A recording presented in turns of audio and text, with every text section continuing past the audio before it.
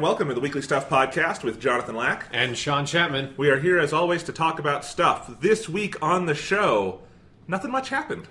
Yeah, there's not like one huge big topic. No, we could go into politics. The Republicans' healthcare bill fell into flames again, which is again. Straight Schadenfreude. Yeah. But I don't know, in stuff we watched, did anything happen, Sean? Not really. I mean, a little bit of something happened where I have not been able to play that much of it, but the Destiny 2 beta technically launched earlier today, but it launched in the middle of a Tuesday, so I've been too indisposed, but I played through like the mission and the strike, so we could talk about that. But other than that, there's no... Okay, we should stop playing the new Doctor Who. What? We learned the identity this weekend of the 13th Doctor. What? Sooner than we thought we were going to. 13? I had a whole idea about a pre-topic for that. No, we just learned it. It's out there. What do you mean? I thought Peter Capaldi was playing the Doctor. How can there be multiple people playing this one role on this TV show? That doesn't even make sense, Jonathan. We will talk about the casting announcement of the 13th Doctor. We will talk about other various pieces of news. We will talk some stuff. We will talk Twin Peaks. But first off... Yes. I might sound a little different because my jaw hurts because I got a wisdom tooth yanked out of my mouth. Congratulations. I'm in the club. Yeah, I got my wisdom teeth out, like, I think right before I went to college. Yeah. And I had pudding, and I played, like, 5 hours of Minecraft while still kind of a little bit high off of some painkillers, and that's about the most Minecraft I ever played in my life, and I feel like I don't ever need to go back to it. No, I think under nitrous would be the best way to play Minecraft. Yeah. Yeah. It was a very emotional experience. Now, I had an emergency wisdom tooth pulling, which is that I will probably have to get more pulled out at some point. But I had not had my wisdom teeth out, and one of my wisdom teeth a few years ago had come in seemingly fine, and then I was eating lunch on last Thursday, and it cracked. Okay. And that is a freaky feel. It didn't hurt, and the dentist was surprised. I'm like, no, I don't feel anything there. It's fine. But I could run my tooth over and be like, oh, this tooth is cracked in half. That's weird, you know? Yeah. So I went to the dentist, and he's like, yeah, we're just going to get rid of that because you don't need it, and there's no reason to try to fix it. So, yeah, it was a very weird feeling of having the emergency wisdom tooth pulling, but it was fine. They gave me the nitrous. This this dentist is the first dentist I've been to in my life who knew what the fuck they were doing, seemingly. Okay. And so I'm now less scared of the dentist because I found one who's mildly competent. As I joked to him under the effects of nitrous, but I really meant it, it was the first dentist's office I'd been to that looked like it was up to code. If you just want to know, we have in Golden, Colorado, a lot of seedy dentist offices. So I have been lucky. I have not had poor experiences with dentists in a while. When I was a kid, my parents were cheap. I'm less cheap. Okay, yeah. I have insurance. This is my fucking tooth, and yes. I'm going to deal with this tooth in my own way. Yes. So anyway, I got the nitrous, and the whole time, it really worked because I would hear him, yanking on it, and all of a sudden I'd just be like, huh, that's interesting. It was, I don't really do drugs, but that kind of sold me on it, Great. I mean, that's the whole point. That's really what dentists are here for, is to get you hooked on painkillers. Exactly. So, anyway, got that out, and I was a little worried about... Luckily, there was enough space between that and the podcast. A couple days ago, I could not have done this and talked this much. But the most annoying thing is the pudding cups and not eating solid. I'm just now doing some solid foods, mostly pasta, because it's not too solid. I had a lot of pasta back then, too. Yeah, so... At a certain point, I mean, it's an excuse to eat applesauce as an adult, and I really do like applesauce. But I feel like when I have to ask someone in the grocery store where it is, they pretty much just laugh at me. Yeah, which is fair enough. It is a very... You either have to be very young or very old to eat applesauce. It's just not a mid-20s sort of food item. Indeed. But I got my wisdom tooth out, and I have also...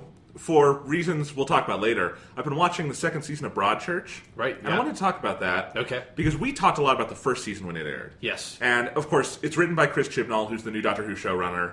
One of the stars is Jodie Whittaker. We'll talk about that later. Yeah. That's why I kind of wanted to go back, and because I'd watched the first season, and I hold it in high regard. I think it's one of the best TV seasons of the decade.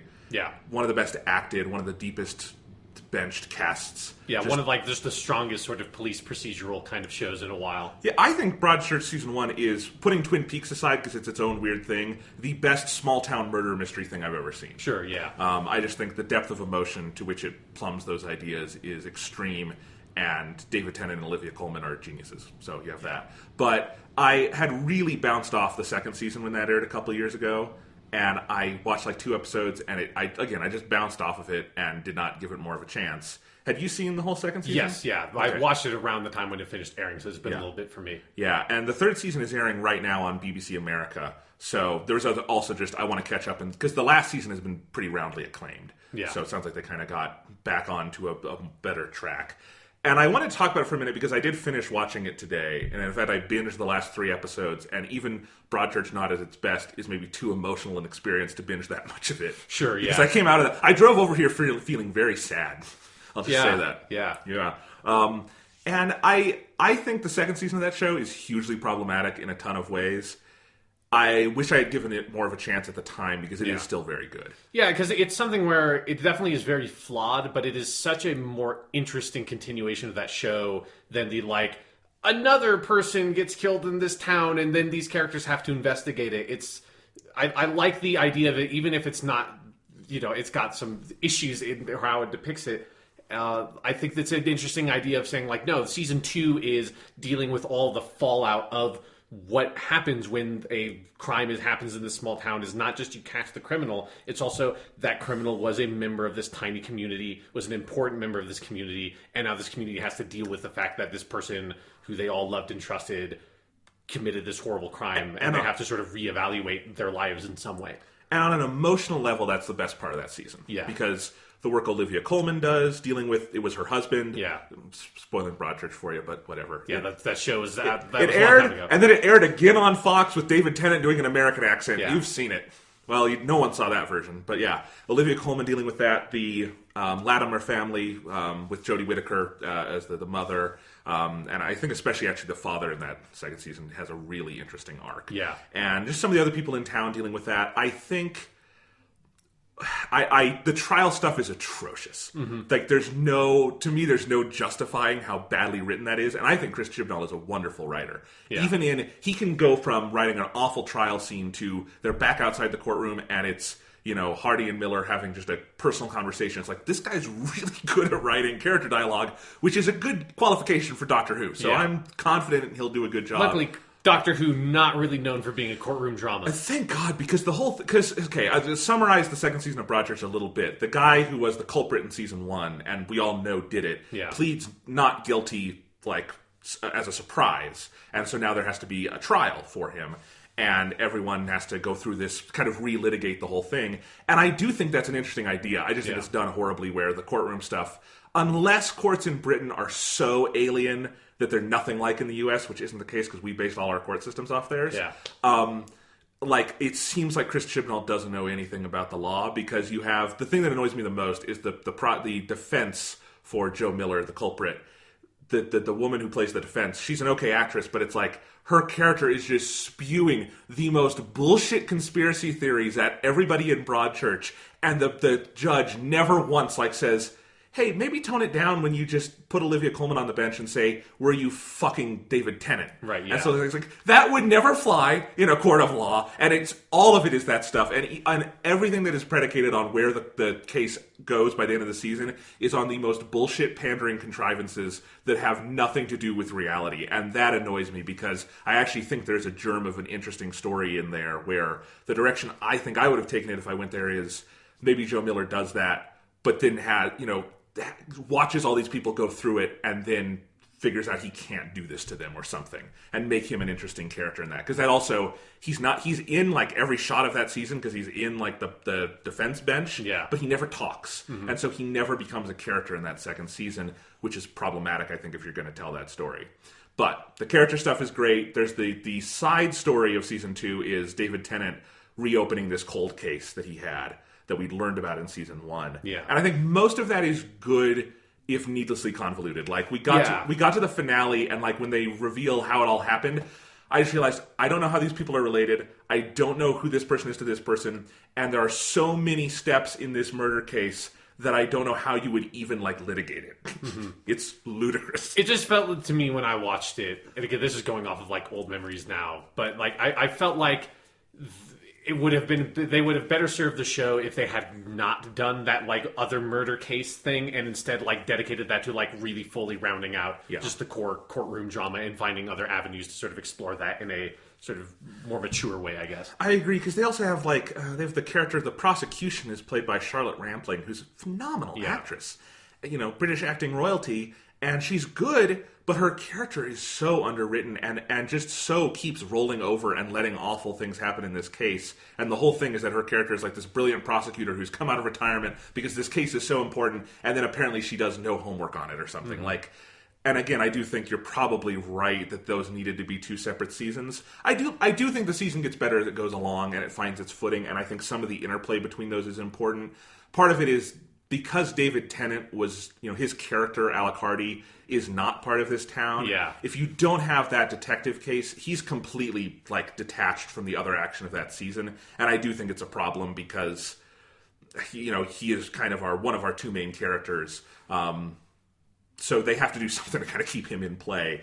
But, you know, overall, that show still has some of the best cinematography I've ever seen on TV. Yeah. Its use of location is outstanding. Its music is utterly outstanding, and so many good performances, it's ridiculous. And they added more people to the cast in season 2, and they're all good too. So it's like, that show is ludicrously good, and David Tennant has such a thick Scottish accent, and it is literally one of my favorite things in the world. Yeah. Like, if we redid our top 100 stuff list, I'm really sad I never put David Tennant's Scottish accent on that, because it is a thing of beauty. Yeah, it is like, because when you're so used to the very like cleaned up, charming, like English accented 10th Doctor David Tennant, getting just like the dirty, scruffy, just like angry, grouchy Scottish David Tennant of Broadchurch it's so nice. It's so wonderful. It's why I'm excited for the new DuckTales, because he plays Scrooge, and that's awesome.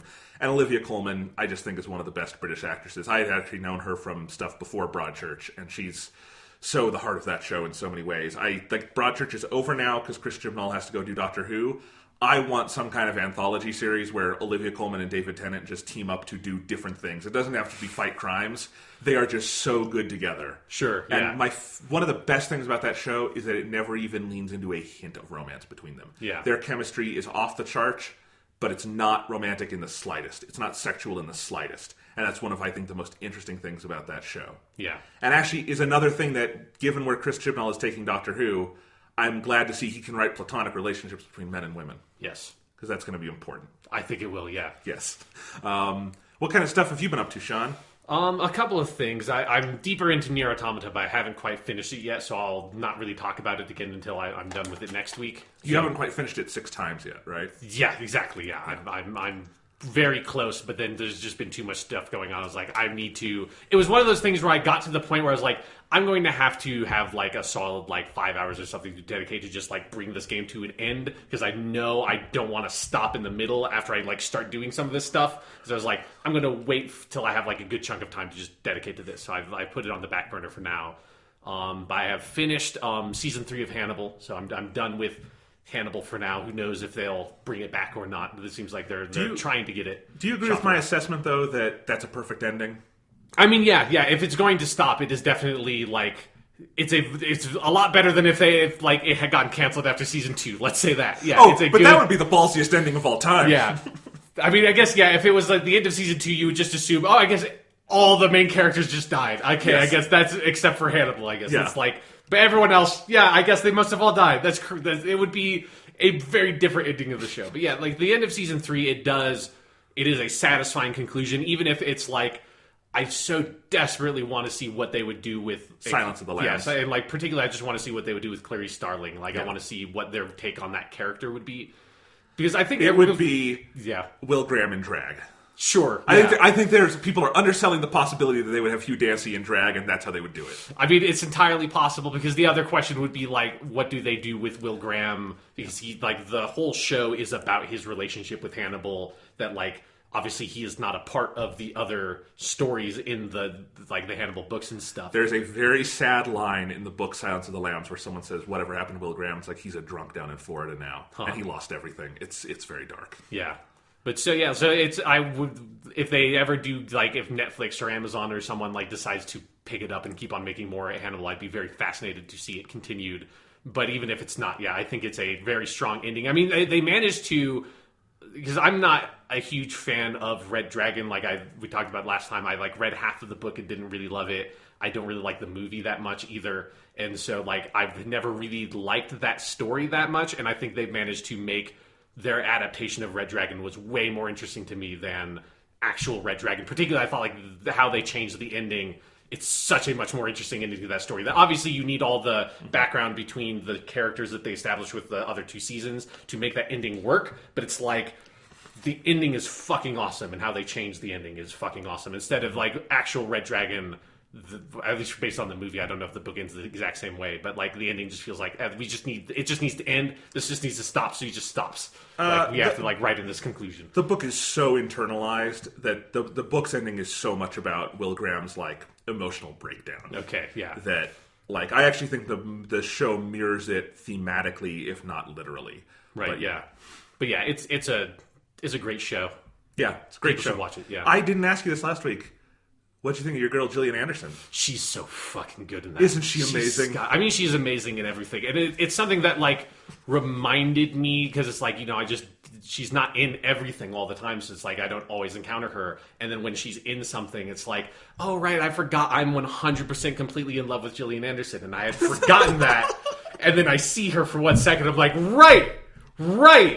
Ever since I was 8 years old or something watching The X-Files, I've been in love with this woman. And she's still fucking amazing. And I still am. Yes. Yeah. And she gets, she's the best part of the 3rd season. Yeah. She's in it so much. She's so good. There's part of you that feels like if they kept on making Hannibal, the TV show, and then eventually, presumably, the last season or something would be, their own unique story, original story again, and not based on any of the books. I think how that would end would have to end with Gillian Anderson killing and eating Hannibal, right? Yes. That's the way that series would have to end. That's the only way it could go. Because she's the one character that feels like she actually is able to kind of one up Hannibal in her own really kind of crazy way.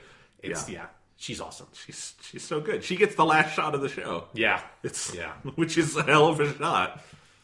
Oh, man. If you haven't seen Hannibal, we're dancing around the edges. Yeah. No, it's a great show. Yeah. Anything else? Well, I alluded to earlier, I played some of the Destiny 2 beta. It's hard to... Because it was something where I, have tried to just cram in as much as it possible before you came over, because it came out... This is only if you have pre-ordered it. You have, a couple of days early access on the PS4 version. There's going to be a full open beta access to everyone in a couple of days. I don't remember specifically when. But so because it opened up in the middle of a Tuesday, I was like, well, I can't play it right now because I had other stuff I was doing. And so there's okay, I've got 90 minutes. Let's see how much of this I can play. And I've got a good amount in so basically what they have made available is very similar, from what I understand, of what people have seen from the Destiny 2 reveal event and from the E3 demos they did. It is not like the Destiny 1 alpha or beta, where that was just the beginning of Destiny, and it was here's level 1 through 8 and 3 story missions in one strike, and it's just Destiny. We just stop how far you can get. This is when you load it up, you make your character, which you don't actually make a character. You just pick whether you're going to be the Hunter, Titan, or Warlock. You don't get to do character customization. So they just kind of give you this pre-made character. You load into what I presume is the first mission from the game, which is what they showed at the Destiny 2 reveal event. And then once you beat that, you can play. There's 2 multiplayer modes, and I only played 1 multiplayer match, and I liked it, but I didn't get to play enough to sort of give a full opinion on that. But then you can play the one strike that they had already shown. So you don't get to see any of what a patrol missions are in New Destiny. You don't even get gear. So you do not drop new gear in the missions. They kind of give you some at some select intervals if you beat the strike and stuff like that. You don't level up, you don't get experience, all of those features of the game are blocked off from you, so it's kind of hard to give a fuller impression of what Destiny 2 is going to be like when you get the full release. But based on what I have played, I really, really like it a lot. It is the core of the combat and all of that stuff is Destiny. Like, it is definitely that. But it is refined in a really powerful way. And I think the mission design of, like, that first mission and the strike are, like, two of the best Destiny missions I've played. So, like, if that's a good sign. Yeah, if that quality maintains, like, I think Destiny 2 is going to be really, really good. So for to sort of, like, speak to some of the things they've changed, the big things are, because we've talked about this on, like, the Destiny 2 reveal stream, or reveal podcast that we did. So there's no, like, huge new information that has been revealed with this beta, but it's like the way they handle weapons is different now. So instead of having, like, a primary weapon, which would be like an assault rifle, secondary weapon, which would be like a shotgun, and a power weapon, which would be like a rocket launcher, it's broken down into kinetic weapons and energy weapons, which are the weapon pools between those two types are shared between, like, you know, auto rifles, scout light rifles, pulse rifles, sidearms, all those kinds of ones. And, like, then, like, submachine guns, which is one of the new ones, and it's just determined by whether or not it does, like, kinetic ballistic damage or whether or not it does energy damage, and that's what determines if it goes into one of those two slots. And then you have, like, the special or, like, power weapon slot, which all the old, like, shotgun, sniper rifle, fusion rifle, those are then grouped in there with, like, the rocket launcher and grenade launcher and stuff. And at first, when I first played through the mission, because I played it as a hunter, and then, like, I very quickly just kind of, like, blazed through the first mission as the warlock and the titan to just see what their abilities were. But I'll kind of, like, talk about the hunter stuff. The first time I played through the first mission, I didn't really like the way the weapons were set up, because it felt like I didn't quite understand, like, which one should I have in which slot and how should I use them and switch between them. But when I played the strike and then, like, went through the first mission again very quickly with the titan and the warlock, I really like that setup now. Once I got a feeling for, like, okay, I can put, like, a hand cannon or an auto, or, like, a scout rifle here, and then have, you know, a submachine gun or an auto rifle here, and it allows you to sort of, like, make better use of the different sort of, like, variations of each of the different types of guns, because, you know, like, you have a scout rifle that could be, like, a really long range and very slow firing, or you could also have a scout rifle that had, like, actually you can fire as fast as you can pull the trigger. It is more suited for closer range encounters.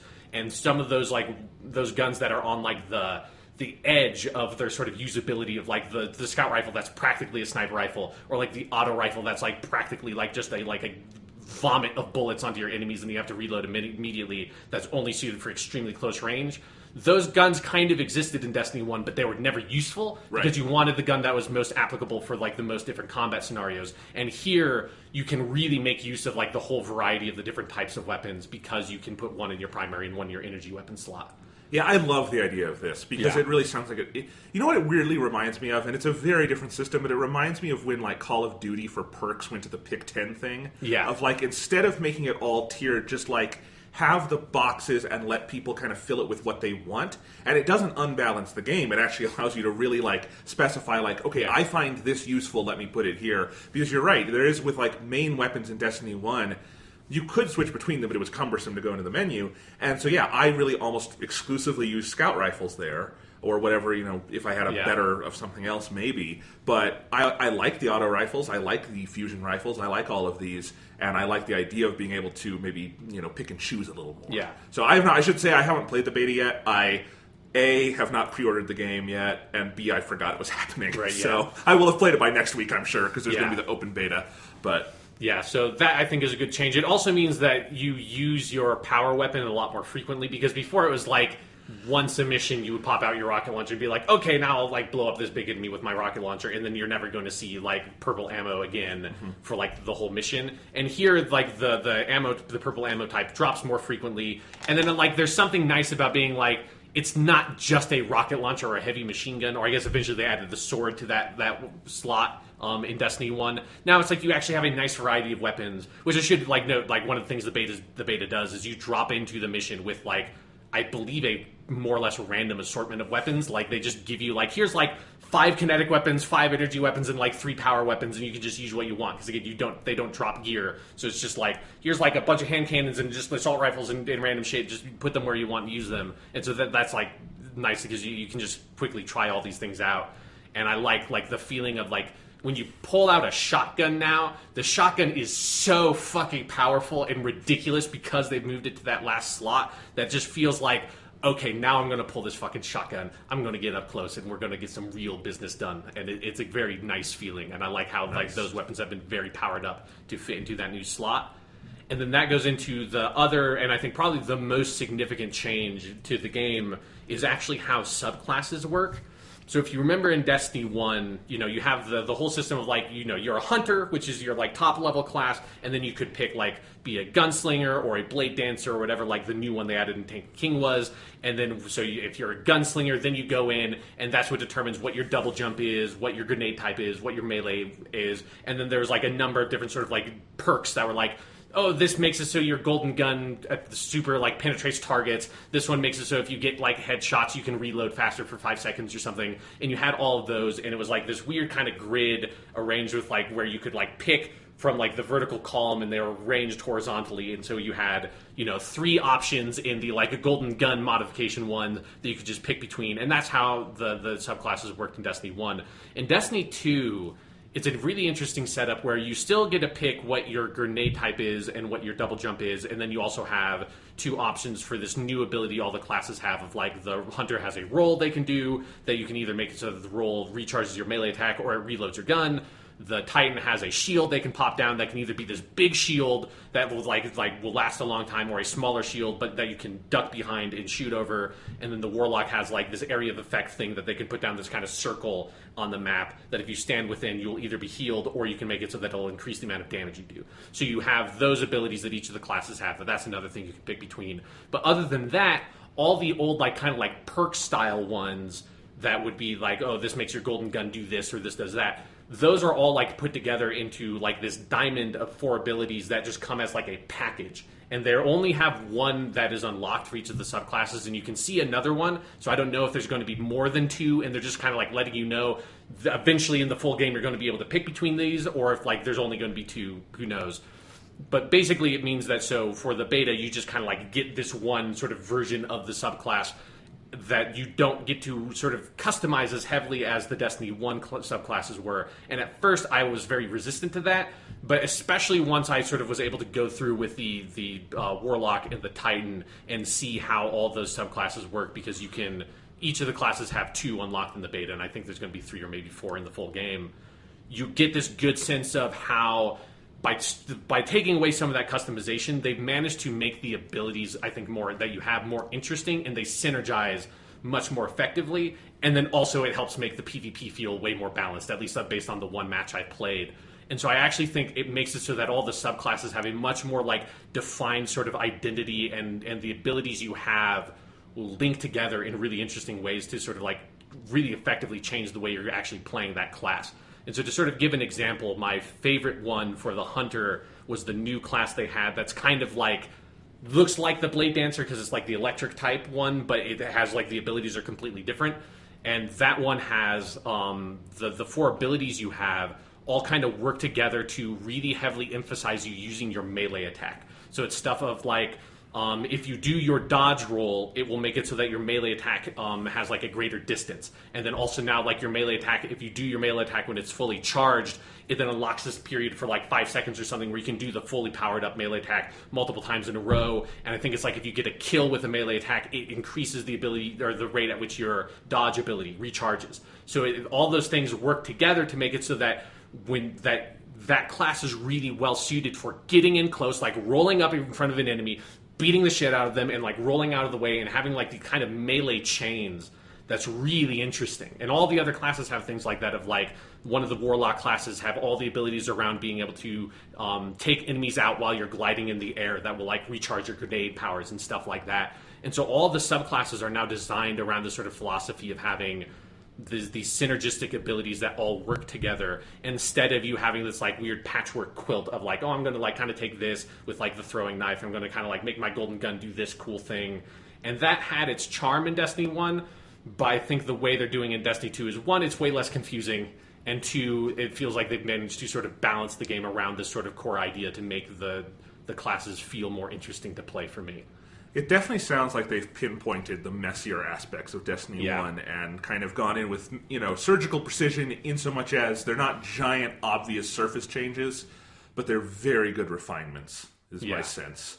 Even though I haven't played it. But no, I think that's a good way of looking at it. That it definitely feels like they have figured out what worked about Destiny 1 and what did not work as much about some of that stuff with Destiny 1 to say, like, okay, like, how do we refine this? How do we make this more simple? But then also in simplifying it, like, I think make the combat more rewarding in a lot of ways by making it so that your weapon choices feel like you're using all three of your weapons more frequently, and then also making it feel like your abilities for your class are not just like a hodgepodge. They all work together and sort of like synergize together. And of course, there's a lot more we'll have to see when the game actually launches, because a lot of Destiny's issues are more systemic, large-scale things. Yeah, that's kind of, for me, I'm a bit disappointed that they didn't have any of that stuff in the beta, because that's the stuff I was most interested to see, like, get my hands on. What is the core loop of Destiny 2 going to be? Is it going to be any different?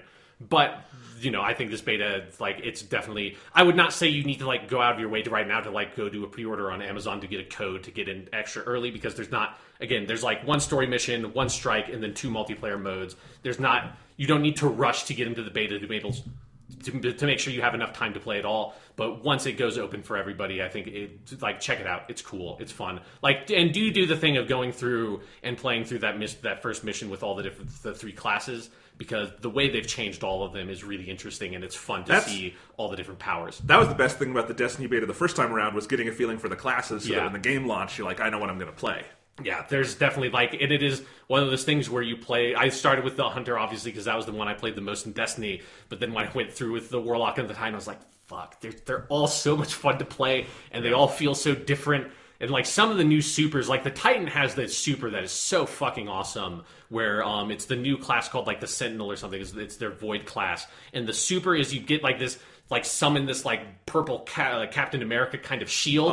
And you can either... And this is something they've changed for, like, almost all of the supers in the game are like this now. Of that, it's, like... It's not just you, like, throwing out, like, oh, I'm going to do a big ground pound and that's it. It's more like those ones in Destiny 1 that were like, oh, I'm kind of, like, transformed into, like, this, like, lightning sword mode or whatever, or, like, hammer throwy mode for the Titan.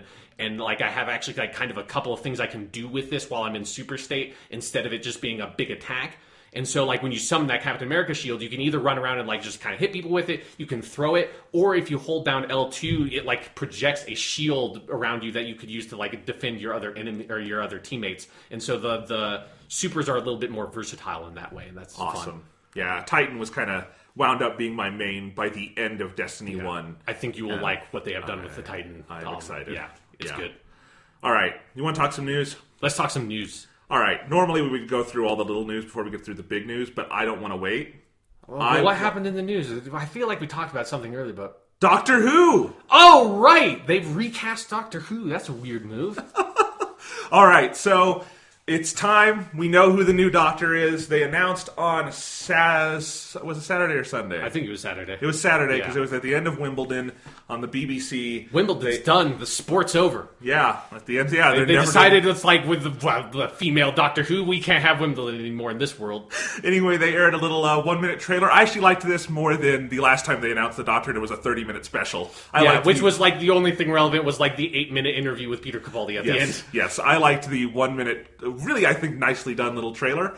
And we learned that our new Doctor for the next season of Doctor Who, which again will be run by Chris Chibnall, Stephen Moffat's leaving, Peter Capaldi's leaving, will be Jodie Whittaker. Yes. Who we have experience with from Broadchurch. Yes, she is the mom in Broadchurch. And she is phenomenal in it. Yes. And she's been in other things. I have not seen some of her other work. I know she was also in the movie Attack the Block, which is very acclaimed. John Boyega, who's in the new Star Wars movies, got his start there. But Jodie Whittaker is the 13th Doctor. And this is significant for a number of reasons. Yeah. And to me, the most basic thing to say is that, hey, they cast a phenomenal actor as Doctor Who. Yeah. I feel good. Yes. Right? Like, that's the number one thing. They didn't do, like, the thing I've always feared, which is, like, they cast a 23-year-old supermodel because they're, like, really famous in this, like, 1 second to be Doctor Who. It's like, you finally did it, BBC, you killed the show. No, they're like, we're going to get a proper actor. Yes. And Jodie Whittaker is nothing if not a proper actor. And also an actress, if we're using gendered terms. And, of course, that is important because the Doctor has always been a Time Lord, not a Time Lady. Yes. But... Peter Capaldi, this Christmas, will be turning into a Time Lady, and that will be interesting. Yeah, it's a really huge moment for the history of the show, for sure.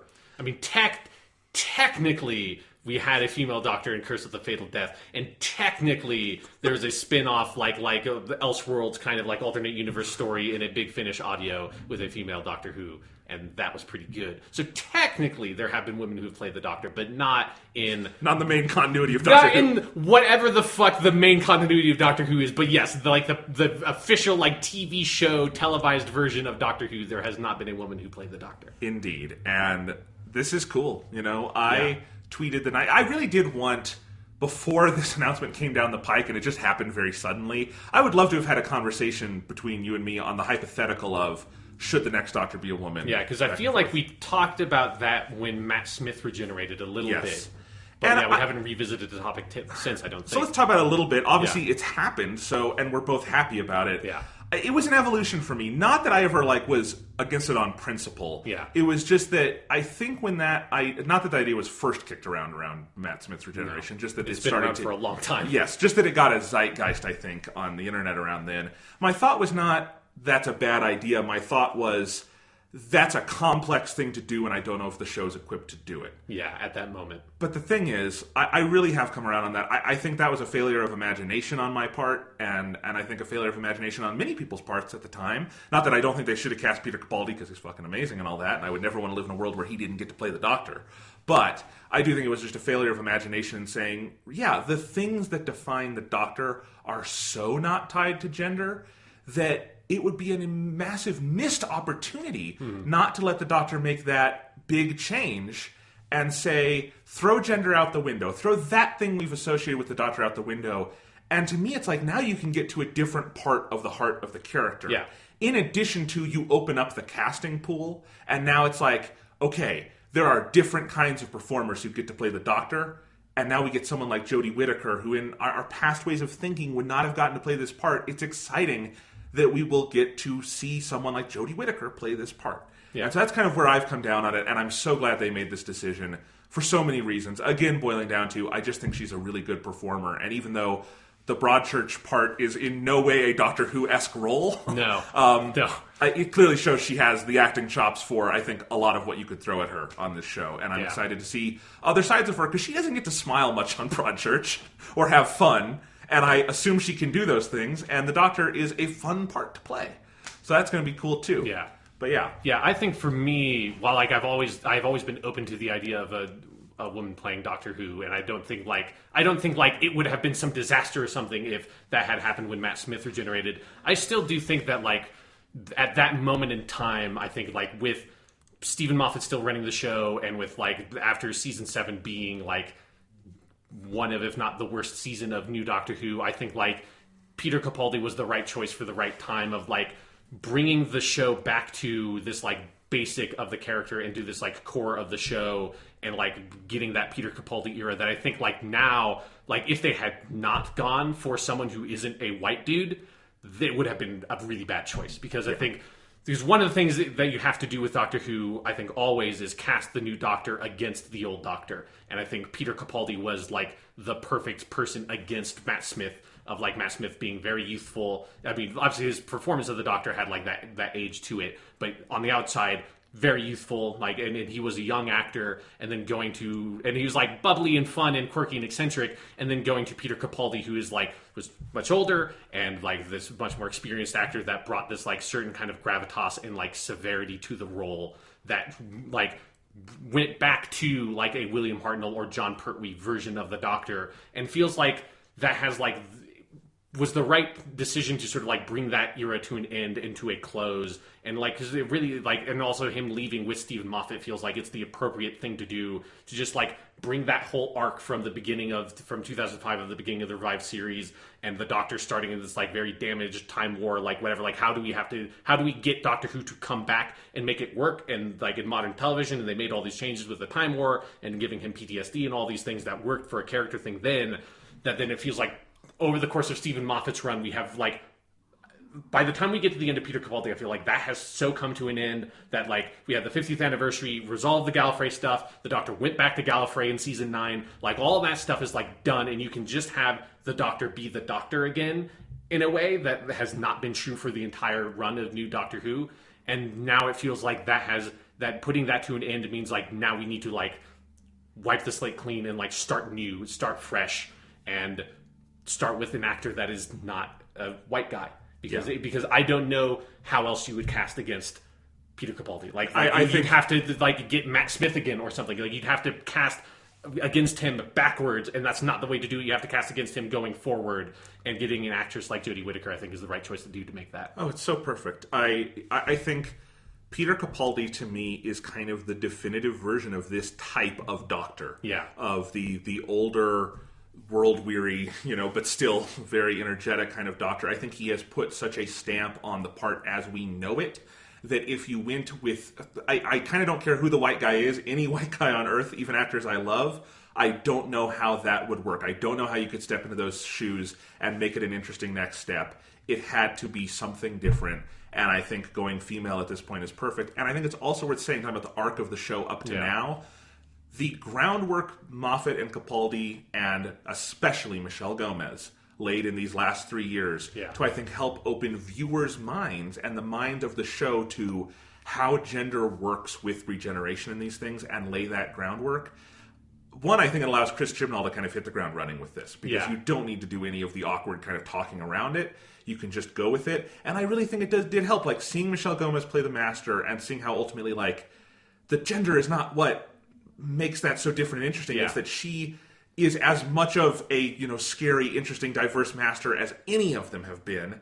And then her becoming a Time Lady instead of a Time Lord is this interesting thing on top of it. And then I think they've done a good job continuing to talk about those issues, especially in Series 10. Yeah, especially by having her with the John Sim Master and being like, they're the same fucking character, and you can just see that and feel that in the TV show. Yes, I mean, you can see that as long as it's not written, like, as long as an idiot's not fucking writing it, which has always been my fear of, like, some fucking idiot's going to get their hands on this and like do the worst, sexiest, like sexist bullshit version of that, which is still a possibility. And I please, like, God, like Chris Chibnall had, like, make sure that none of that shit slips through the cracks, because that's always a fear. Here's the test. Yeah. Don't give her a pink sonic screwdriver. Right. If you've done that, you fucked up. Yeah. So, but like, as long as an idiot is not writing it, like, not a sexist piece of shit, like, you can clearly see that, yes, you can just make that work, and you can have Missy and you can have the John Sim Master on screen together, and it is no different than having David Tennant and Matt Smith on screen together. Like, you buy those two people are the same character as much as any other time in the history of the show. And I think what that story material, especially in Series 10 and in that two-part finale, sold for me is what a creative opportunity this is. Yeah, exactly. And that's what I had thought the whole time, is if I was Chris Chibnall stepping into this, there's nothing I would want to do other than write a female doctor, because what an opportunity that is to say, especially I think in the zeitgeist we are in right now, when so many of these issues are in politics and in culture, and say, gender is not the thing that defines this character, and how do characteristics extend beyond the physical form, and those sorts of ideas, like you almost get in Wachowski sibling movies. Sure. Instead of the Wachowski sisters now. Yeah. That you get in some of their later work. Like,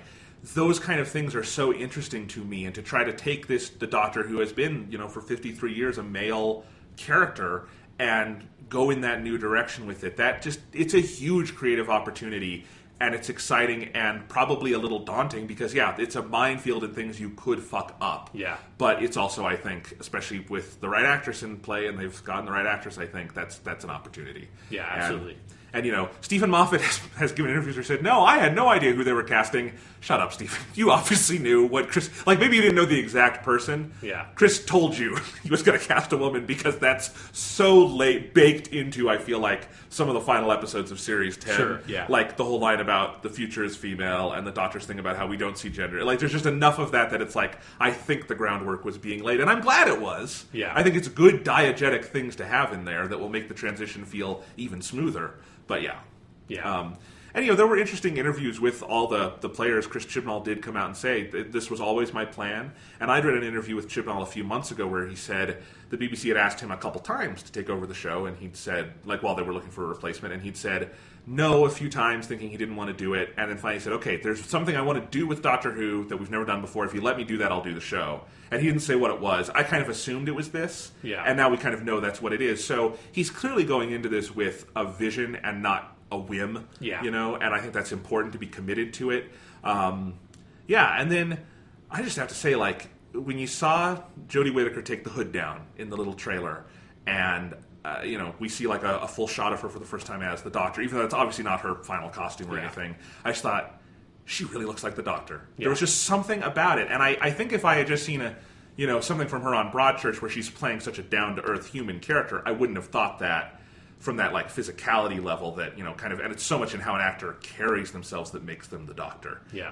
Because David Tennant on Broadchurch also doesn't look like the Doctor, in part because he's scruffy and drunk. And man, but if you if they finally gave the fans what they wanted and recast David Tennant somehow as the Doctor in the future, but it was like gruff, grumpy, Scottish, Broadchurch style David Tennant, and he gave like a Peter Capaldi style performance, maybe that would be pretty good. Okay, I drafted this tweet and didn't send it. My joke was going to be, I know he's already been the Doctor, but now I really want David Tennant to play a companion who is like the grandchild of Jamie from the second Doctor. Yeah. And he's just Scottish and bitter. Yes. Yeah. Kind of different than Jamie, who was Scottish and happy. Yeah.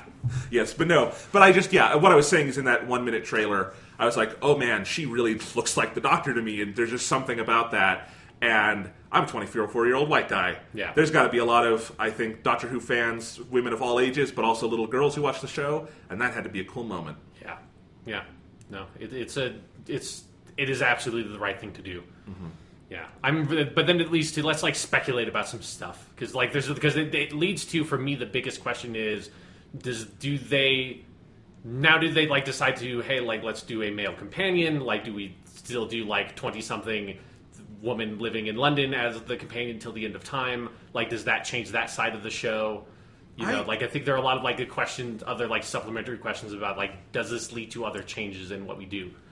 Yeah, and I do think those are some of the biggest unanswered questions, because I think at the end of the day, I can so easily kind of see in my mind the transition and the regeneration and her picking up that mantle and running with it. Yeah. But it is the things around it that are the question marks, particularly the issue of companion. And this is a hard one right now because Moffat is doing what Russell T Davies did all those years ago, and he's just cleaning deck. Chibnall is going to start with something akin to the 11th Hour, I'm thinking, or Spearhead from Space, where he's going to have to start very fresh. Yeah. And I think that will be hard when you have to answer a lot of these questions, although it's also possibly a good opportunity. The first thing that came to my mind, I will admit, is I wish Nardole were left in a narrative position to be around. Sure. Because there's something about he's just such a steady presence who I can imagine with any Doctor that would be... You always want some degree of continuity when you switch Doctors, unless, again, like Spirit from Space, 11th Hour, you're operating at a really high bar. Yeah. I think that generally helps. But no, I'm actually interested to hear your thoughts on this because I'm undecided. I think they could go with a female companion and it wouldn't bother me in the slightest. I think they could try a male companion, which is not new for Doctor Who, but is rarer. Yeah. And it'd be interesting. But what do you think? Yeah, like, it's something where, I mean, number one, make this extremely fucking clear. No romance.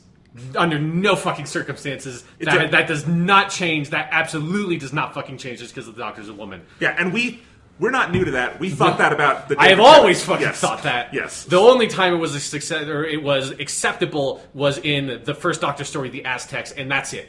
What happens in the Aztecs? He has a very nice sort of relationship with an Aztec older woman, and it's very beautiful, and I can see that. It's very nice. It's very tastefully done. Other than that, because she's his true love, and so it's he's been pining after her for 2,000 years or whatever. But yeah, it's never been a thing that made sense. Like, I think they did a good job with like the River Song character, but one, River Song is not a companion, not by my fucking definition, and two, she's not a human. She's not a proper normal human. It's just the idea of trying to sort of sell this relationship between this 2,000-year-old fucking like basically god of time at this point and this 20-year-old woman who like works in a shop in London. It's never fucking worked for me. It did not, like, I think I tolerated Rose for as long as I could tolerate Rose, and I think for a while they did a good job by that relationship, and then by the end of season 2, you saw why. Don't do that. Yeah. Don't do that. So, yeah, it's never been a good idea. I think it's doubly not a good idea to try to do it with a female Doctor, because for obvious fucking reasons. Yeah, and I think Chris Chibnall is smart enough. Yeah, yeah. And again, knowing just that unless something radical happens in the third season of Broadchurch, he can keep a handle on platonic relationships between men and women, not give in to what every other TV show on Earth with a male and female co-leads has done. Like, I think he probably has the self-control not to go, oh, girl doctor romance. Yeah, exactly. You know, again, but it's always been one of the when I've thought about this idea, it's been one of the many fears of like when they do. It's an ideal world, there would be no issue with it. It's just when you think about what, like, if you think about, you know, when in like the dark periods of Doctor Who in like the 80s, when you have like Michael Grade from the BBC with his fucking grubby hands all over the show, if like someone like that in like a production capacity of the BBC was like, no, we're going to like force this in, that's always been my greatest fear with this kind of thing on the show, and I definitely don't think it's going to happen this time. The BBC likes Doctor Who. Yeah, now. exactly. It's a big difference. They're not like bizarrely trying to fucking destroy it like they once did. But so, anyways, with like the whole romance thing aside, that is not something I'm interested in them exploring. I do think this is like, because it is both changing the Doctor into a woman, both gives you like this creative opportunity to explore that space. But I think it also opens up that door for like we can have it like if you're still going to do a solo companion, you can have a solo male companion, which has basically never been done. Like, the closest is, like, Steven in the first Doctor era, kind of, but that was only in, like, briefest moments in between serials, basically, when they're switching the female companion. And Jamie was the consistent second Doctor's companion, but there were always others, Yeah, but there were always others, yeah. I don't think there was ever an adventure where it was only Jamie and the second Doctor. There might have been, like, one or two, and those would have been lost. Because I will say, my other instinct is that I think a group dynamic would be an interesting thing to explore again, in part because I'm always for that on Doctor Who, and I generally like that. Hey, this would be a great time to bring Susan back. And the Doctor's being like, Susan, a lot has happened. I've gone through a lot of regenerations. Yeah, it's like, I have gone through all my regenerations, and I'm like, started in on my second set. And then I think you want Susan to be like, and only now you turned into a woman? That's sexist, Doctor. No, I'm kidding. No. But yeah, and then... Anyway, what were you going to say? But yeah, so yeah, I think like, the group dynamic thing is always a possibility, in which case I would presume the group would be mixed gender, unless like there'd be a crazy like Sisterhood of the Traveling TARDIS or something that you could do. There's just like this group of like 5 women going around space. Like maybe that would actually be kind of amazing. That would be absolutely amazing. Yeah, but like I think if you're still going to do the single companion thing, I think like it would be a shame not to take that opportunity where like, because I think for obvious reasons, like if it was, a male Doctor and then having a male companion, like one, like that would just like completely cut out like the female role in the show entirely. So for like that reason, it would have been bad. But it's like, I think it's just like also that dynamic wouldn't that always be that interesting, where it's like here, I think like there's this opens up this opportunity to be like, hey, we can have this like male presence in the show that is in a very different capacity, a very different role, and explore that space. And it allows you to just, like, again, have a companion that's not this, like, 20-something woman just from London. Like, even if it has to be a 20-something man from London, it's a slight difference, Yes. I mean, at least with, like, Bill was gay, Bill was black, and she was working class, so it's, like, it wasn't the same mold as, like, 80% of all Doctor Who companions, but yeah. Or we can finally, let's go back to when we could have aliens as the companion for the Doctor, or like robots, like Chameleon for like the 2 episodes he's in. I think, just really throw Jodie Whittaker through the gauntlet, and her only companion next season is K9, and she has to act opposite the dog all year. Okay, yeah, I would be up for that. Modern K9, but it's still like the same crappy like dog thing. It's not a CGI. I want K9 back one way or another. Yeah, it doesn't have to be on its own, but maybe, I do want K9 back. Maybe she just finally makes a K10. Yes, like I've been just doing new remodels of the K9 unit. Let's like upgrade you, make you K10. Yes. So what other things about the show? The companion thing is just going to be hard to see where they're going with it until, we see an announcement. Yeah. Stephen Moffat's run, he was not at all opposed to the group thing, because there's 2 seasons of Matt Smith that have both Rory and Amy, and then you have season 10, which is 12 and Nardole and Bill. Yeah. So although Nardole isn't always there, he is ultimately, I think you would define him as a companion. Yeah, I would. Yeah, I mean he's in the opening credits. Yes. Yeah. So we'll see what they do with it. I mean it's just everything's going to change because it's a new showrunner, new actor, new people behind the scenes. I hope Murray Gold stays on because he's such a great composer, and I want to hear him take on another Doctor and see how many great Doctor themes he can write. Exactly, because he's done like 4 so far. Yeah. And they're amazing. So what else would we say for... I want them to keep the TARDIS set the same. I do too. Yeah. Like, I mean, you can maybe like add some bits and bobbles and evolve it a little bit, but I don't want them to have this thing that they've been going on that's like you have to change it all the fucking time, where it's like back in the old days, Like, the fucking TARDIS console room was basically the same for the entirety of the classic Doctor Who. Like, they changed it a little bit. Like, the first Doctor's was, like, more different than the others. It's like, there's, like, little bits here and there. But it's like, it was fundamentally the same thing. Then they had the weird wood paneled, like, secondary control room for a little bit of the Fourth Doctor era. And that was, like, the weirdest they got. But it was, like, the same basic control room. And I think they finally hit on such a, like, brilliant, timeless design, such a great set that feels lived in and futuristic and cool, and it gives the actors so much stuff they can do. It gives the crew so much stuff they can do with the lighting and the way they can shoot it. Like, yeah, I want to see the next Doctor play on that set. Exactly. And if I were the next Doctor, if I were the next showrunner, if I were someone directing for the upcoming season, I would want to shoot on that set. Yeah. You know, it's like, it's so good. Don't fix what ain't broken. You know, I think when we went from RTD to Moffat, RTD had a horrible set. And so Moffat, I think very rightly, went in a different direction with it. But no, we do not have to change everything. We can get a new sonic screwdriver, that's fine. Sure. You know, but... it's sad that we only had this little bit with this new sonic screwdriver, because it's really cool. And he barely used it, because he still went back to the sunglasses for several episodes this year. Yeah. I don't know if Jodie Whittaker can play guitar, but if she can, I would not mind that being an ongoing thing every once in a while. I don't think that, like, I think 12 will always be like the rock Doctor, but I don't think that means that, like, no other Doctor can ever play the guitar again. You know? It's true. Yeah. This is a weird thing to wonder. I am wondering what her hair color is going to be on Doctor Who. Sure. Because she's brunette on Broadchurch and she was blonde in the trailer, so I don't know where they're going with that. That also, like, I'm curious what costume is going to be. Like, there's obviously, we are not equipped to try to speculate on what it is, but I'm curious where they're going to go with it. And the hair thing, that's not just a girl thing. Peter Capaldi also changed his hair between seasons 8 and 9. He got it much messier. Which I liked. Yeah. Do you think they should bring the question marks on the costumes back from the J&T years? You know, I think, boy, maybe just a tasteful one that you can kind of see.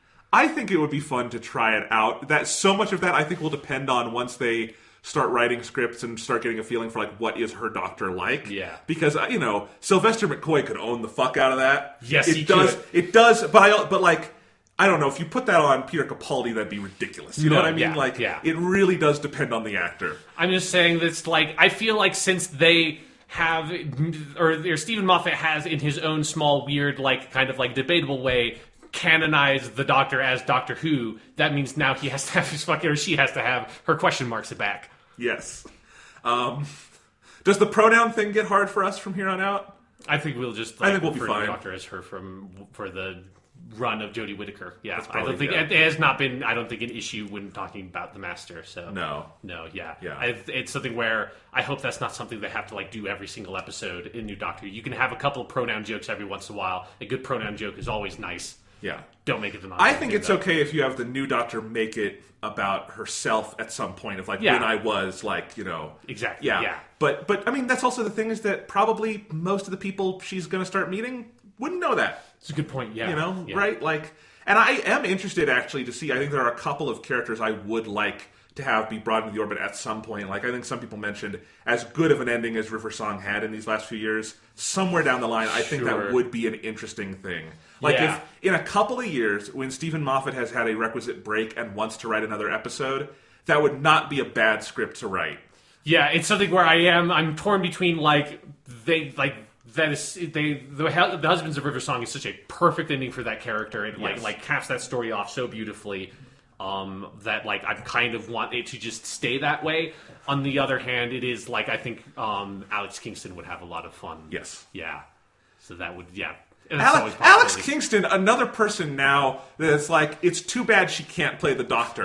Because, and I mean, she got as close, I think, as an actor could on that show without playing the Doctor, honestly. Yes.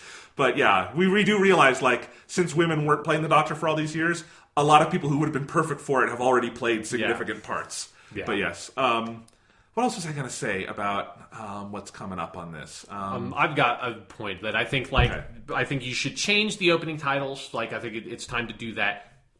But keep the credits face. Yes, opening credits face. Like it's just, it never go back. You've, like, it's one of, like, the brilliant things about Stephen Moffat's run on the show is that he finally put his foot down and said, the credits face was a fucking thing. It's awesome. It's weird and creepy, but it has to Yes. It has to be there. Yes, Jodie Whittaker should get a credits face, and it should wink. Yeah, I was just thinking that too. I was just thinking, like, particularly like the very wistful expression she has in like the little like teaser video they've shot. I can definitely see her doing the Seventh Doctor style, like 3-frame, like wink, open. Yes, like yes, I'd be all for that. And I still have a dream that we do that for Peter Capaldi's last episode and let him wink. Yeah, there's a chance. But yeah, who knows? I also really hoped that his last episode would be called 12th Night to really bring that all together, and it's just called The Doctors, and that's boring. It's unfortunate. Eventually, I mean, there's a part of me that, as enough the person who's an insane mega Doctor Who fan who's seen all of Doctor Who, I totally understand why Stephen Moffat would do that, because there's this desire to keep the multi-Doctor stories titled something The Doctors, or just like The Doctors. That's true. You have to keep the tradition alive somehow, some way. I see. I just think the 11th hour to 12th night would be such a beautiful way to cap his legacy. But yes, let's see. I hope that the 13th Doctor's first line, when she regenerates at Christmas, is just again about being ginger, and there's someone in the room who's like, huh? And she does not notice until like the next episode. Yeah. Because I totally believe that, coming from what we know of like the Doctor at this point in his/her life with Peter Capaldi, the gender thing would not be the first thing on his/her mind. No, yeah. When regenerating. And I think that would just be I definitely think there's a good chance that will be the line at Christmas. Will be something about the ginger thing, because that would just be a funny way to undercut that. Yeah. Yeah. I am really looking forward to seeing that. Like, it's always fun having the scene where the actor gets to like pop up in these raggedy old clothes that don't fit them. Yep. I think that's going to be fun. Well, and here's the thing: we kind of missed that with the 12th Doctor because Matt Smith's clothes fit him too well. Yeah, it actually looked good enough, because also it was Matt Smith's like second costume with the nice purple, like kind of velvety looking coat that he had only worn for like half a season in a special. Yes. So it's like, hey, you could kind of keep this as a costume, and I almost wouldn't like mine. Right. But yeah, Jodie Whittaker, I want to see her in Peter Capaldi, whatever crazy costume he's wearing. Yeah. Just like it was really fun when Matt Smith wore, the 10th Doctor stuff for the 11th hour. But have it like with the 11th Doctor, it's just totally destroyed. It's just like this just ruined, which they have set up, because assuming that the 12th Doctor does not change his costume over the course of the Christmas special, his costume's already super fucked up by the end of the last episode. So yes, it's like Batman at the end of an Arkham game. Exactly, yeah. It's just everything's ripped up. You're like, that's not even a coat anymore. I think like enough of that material has been shaved off that it's like a vest, maybe? Yeah. I think it's interesting to think about the age of the Doctor here. Sure. So Jodie Whittaker is, I think, 35, 36. Yeah, 35. So like 10 years older than Matt Smith was. I don't actually remember how old David Tennant was when he picked it up. I think probably around mid-30s. Yeah, so kind of going back to that age range. But so I think that's interesting. That's like I think that's more or less like kind of the median age is around the mid-30s for a Doctor. So that's. She definitely does not have the problem of reading too young on screen for the Doctor. I don't think so. Which, I still like. When Phoebe Waller-Bridge was being rumored, I think she's a phenomenal actress. She's also in the second season of Broadchurch in an underwritten part, but whatever. She does seem like young to me in a way that, like, I don't know if I could see the Doctor being that young. Right. Although I would have said that about Matt Smith before seeing him. Yeah. So, but I think it would also be hard, like, having had Matt Smith, like, not that long ago. Yeah. I think going to, like, an actor that's that young would be a mistake. Yeah. So that's interesting. I think there's a long-term future discussion to have, too, about Doctor Who. Right. I do love, like, in the diegesis of the show, the idea that, the Doctor is on this new regeneration cycle that was established in Smith's last episode. And I like the idea that for the second cycle, his first regeneration was Peter Capaldi, like, kind of uber Doctor version of, like all the Doctors in one in a lot of ways. And then the Doctor just starts regenerating into a lot of different things. Like, I want to see the Doctor be a woman a couple times. Yeah. We need to get our Black Doctor, Asian Doctor. Like, they should... I know people are like, oh, but you shouldn't check the boxes. No, it's time to check the fucking boxes. Sure. I really, like, there's a reason you do that, and part of that is there are exciting actors who were not considered before. Yeah. I want the period in Idris Elba's career when he is not so busy with movies that he plays the Doctor, because that would be fucking amazing. God. Everyone wants him to play James Bond. I want him to be the Doctor. Yeah, it would be... Fuck. That would be... Can you just imagine fucking Idris Elba just, like, strolling into a room and, like, Davros is there? It's like, he doesn't even say anything. He just looks at Davros and Davros like, I'm sorry! And just like, I will call back the fleet. Yes. Yes, that's what I want. Will. It's going to be... No, and this is why it's fun, is now that they've opened that door, the sky's the limit. God, now I can't stop thinking about Idris Elba as the Doctor. Yeah, that should be the next one. And I said this on Twitter. I think one day when she also is less busy with things, Olivia Colman is just going to have to play the Doctor now that the Doctor can be a woman, because she is one of the best actors in Britain, and I think she will be bringing like a Peter Capaldi level of like worldliness and experience to it, and that will be amazing when that one day happens, and I hope it does. And I don't want to get too ahead of ourselves, obviously. We have, hopefully at least 3 seasons of Jodie Whittaker to look forward to, right, and I'm in an optimistic position because we are coming off this insane creative hot streak for the show, this wonderful, one-of-a-kind performance from Peter Capaldi, and we are handing the show over to a guy who I think is a tremendous writer in Chris Chibnall. Yeah, and a really talented showrunner. Yes. Obviously. And I know we're handing it over to a really good actress in Jodie Whittaker, and this is such a good time to be a Doctor Who fan. There's all these exciting new things happening. We've been on a good streak. I think we're heading towards interesting good times. There's nothing I'm not excited about the Doctor Who experience at the moment. Yeah, it's one of those things where I feel like it would be very fascinating to just go back and listen to like the podcast we talked about like right before this season Doctor Who, when like we found out that Peter Capaldi was leaving. Be like, oh fuck no, he's leaving, and it's like I still want Still, my fantasy world would be like Peter Capaldi is just able to film like weird Doctor Who side stories like 2 or 3 times a year that don't take place anywhere in like the normal Doctor Who like ongoing storyline, or just like he gets to have fun adventures around with like Nardole and stuff. Like ideally, I would still just love to see normal Doctor Who adventures with him. But I feel like season 10 did such a fucking unbelievably good job at bringing that character around to a conclusion, and like Stephen Moffat's era on the show to a conclusion, that I'm very excited to get started on like my modern Doctor Who rewatch I want to do, and just because I think there's like he has managed to find a way to sort of like at the end of this run, I think comment on like the entirety of these like 10 plus years of new Doctor Who, and put this era to like this interesting spot where it feels ready to end and to move on to this new step, which is like the essence of Doctor Who, is that moment of change, and you go back to that speech that the Doctor gave at the end of the Return of Doctor Mysterio, where he says, everything ends and it's always sad, but things always begin again, and that's always happy.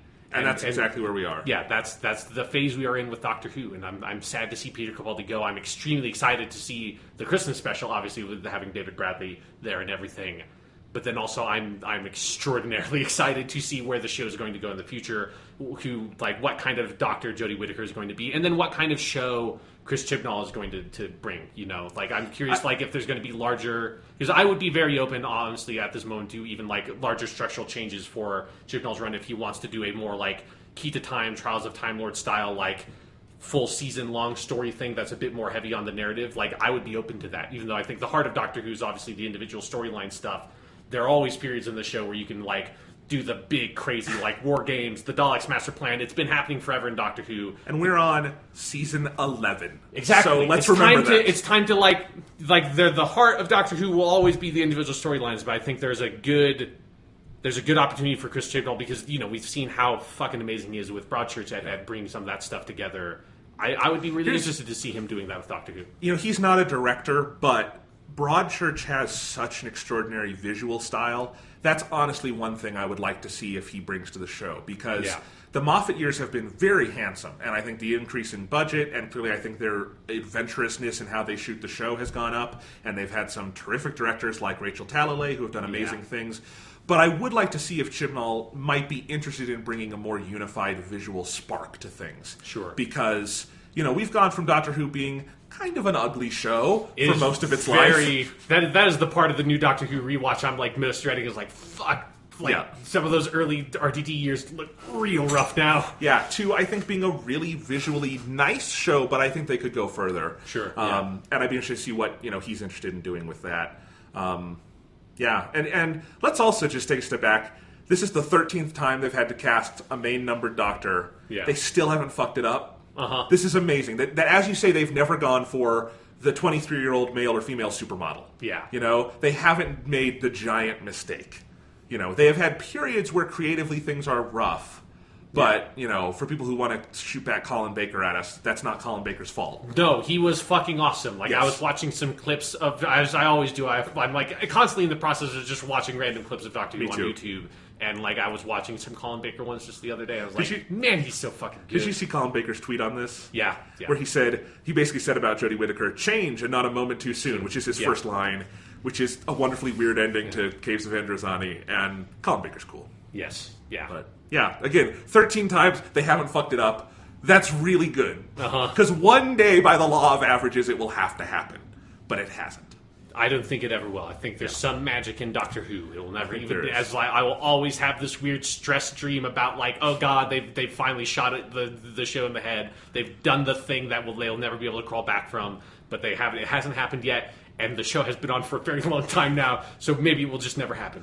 Yes, and really do, Chris Chibnall, think about my David Tennant playing Jamie's grandson idea. Because I think there's something there. I mean, that would be, if that's what you want to do for the first companion for, like, this new Doctor, I mean, I would be open for that. Yes.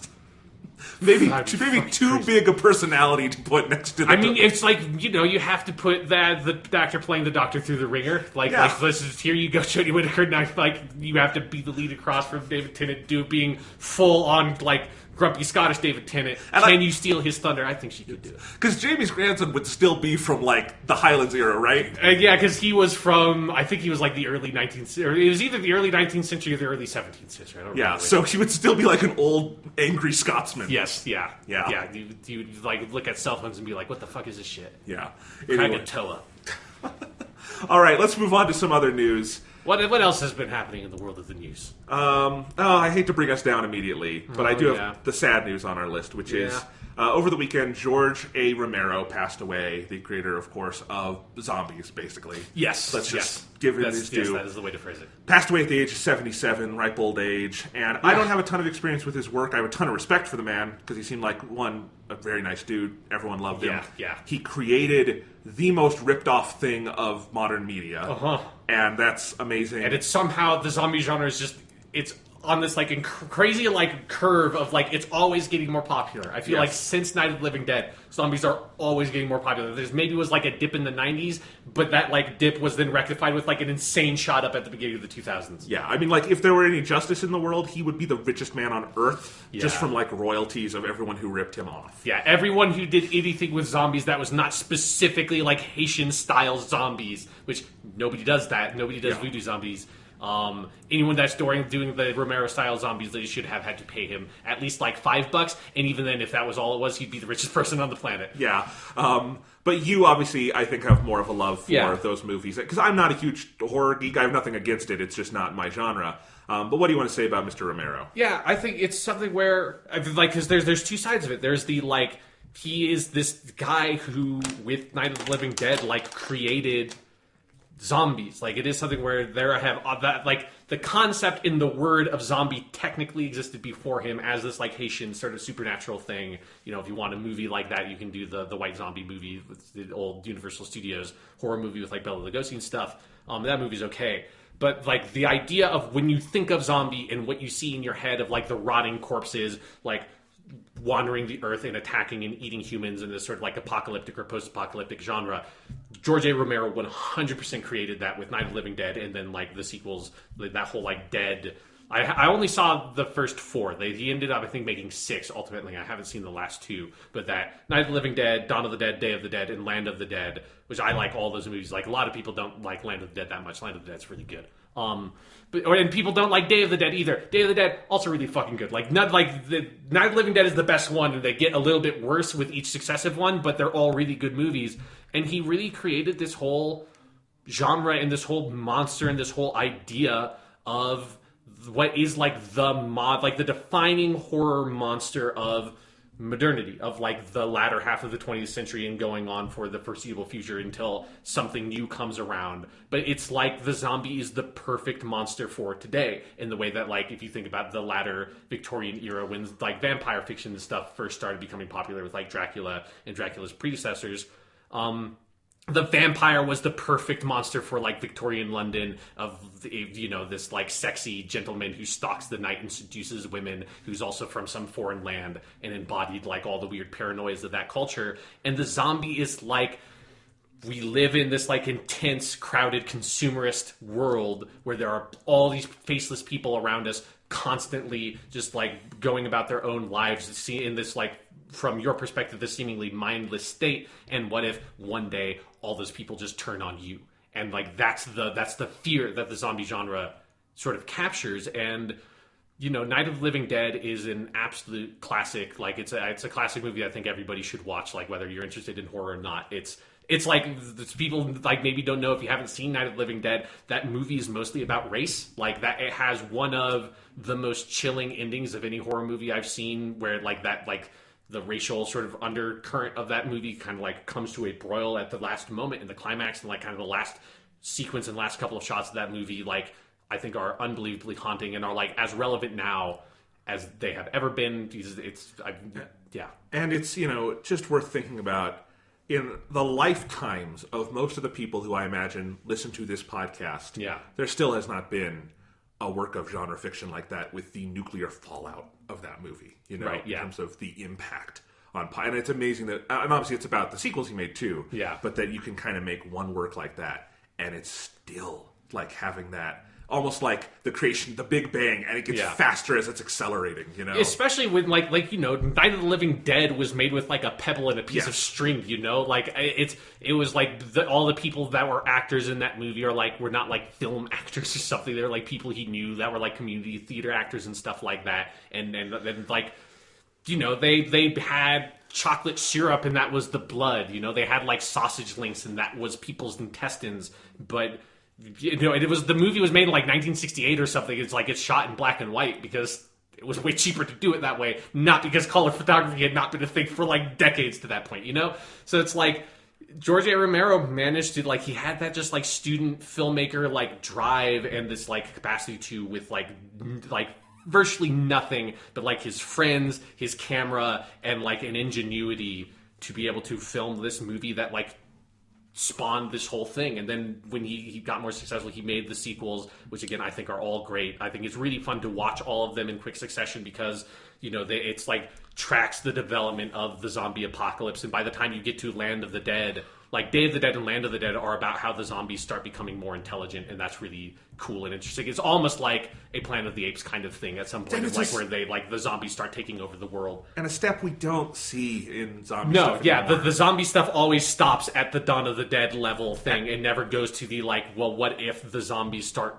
rebuilding civilization kind of in their own image. And it's a very sort of like I Am Legend, Richard Matheson style thing, but like it's the best movie version of that story I've seen done, of like that concept. It shall be like I've not seen the later ones he did in the 2000s. Yeah, but from everything I can tell about them, he started experimenting with the form. Yeah, he did like a found footage one. Yeah, and ways that like again like, and I don't. People are very mixed on those movies, but I still really like that.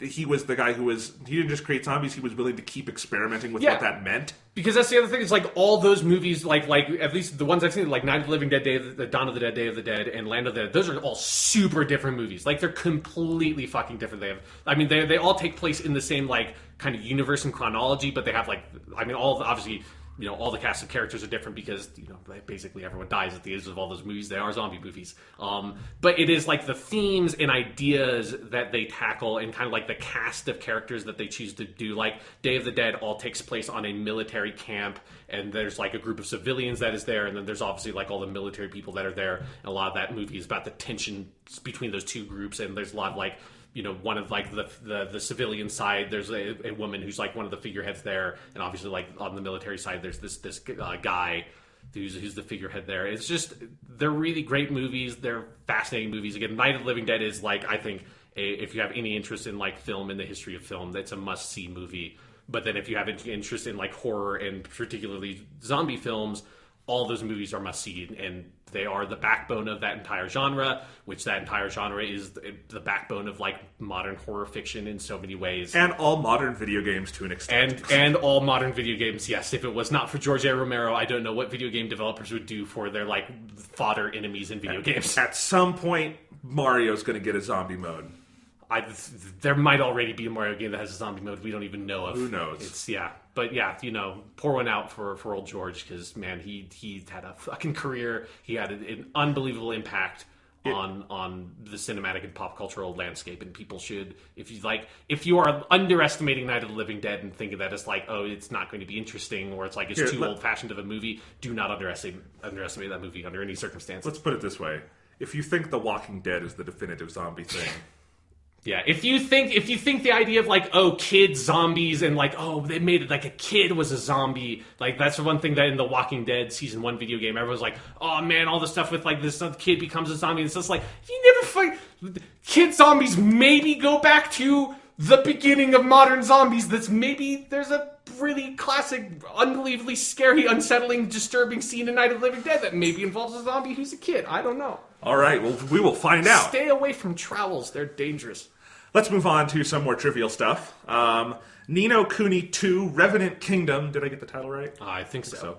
Has been delayed to January of 2018. Yeah. January 19th, to be honest. So there's a little bit of a delay. Delay. And, they said it was like to finish the game. I'm guessing this is more in the vein of like Gravity Rush 2 last year, which is like, oh, no one's going to play our game if we put it out. Yeah, we're not going to put it next to fucking like Assassin's Creed and Mario and Wolfenstein and Call of Duty. Like, we can put this game out whenever the fuck we want. Yeah. Let's put it out in January when people buy it. And I will say my reaction to this was phew, because now I will play this game. Yeah, I'm looking at it too. Before, I don't know when I would have played it because, again, we have the deluge that is October 27th, and then we have the deluge that is the first week of November, and then the year's kind of over. But we'll still be catching up through the end of the year. So, anyway, just wanted to mention that because now I feel like you can probably count on us covering that game. Yeah, in a way that we probably would not have if it came out in the middle of fall. Yeah, that would have been dumb. So, good on them. Over the weekend, they released a new, and our biggest trailer yet for Kingdom Hearts 3. Yeah. Which has been, to say is a long-anticipated game is underselling it a little bit. God, what Kingdom Hearts 2 came out in like 2004, 2005, right? It's been a long time for those. Very long time. I mean, they have put out like 15 fucking Kingdom Hearts games in between there, but not the big console ones that people have wanted. No. So, the interesting thing about this trailer is it did two things. One, it gave a release window for the first time of 2018. Do we believe they're that? not going to hit? No, Okay.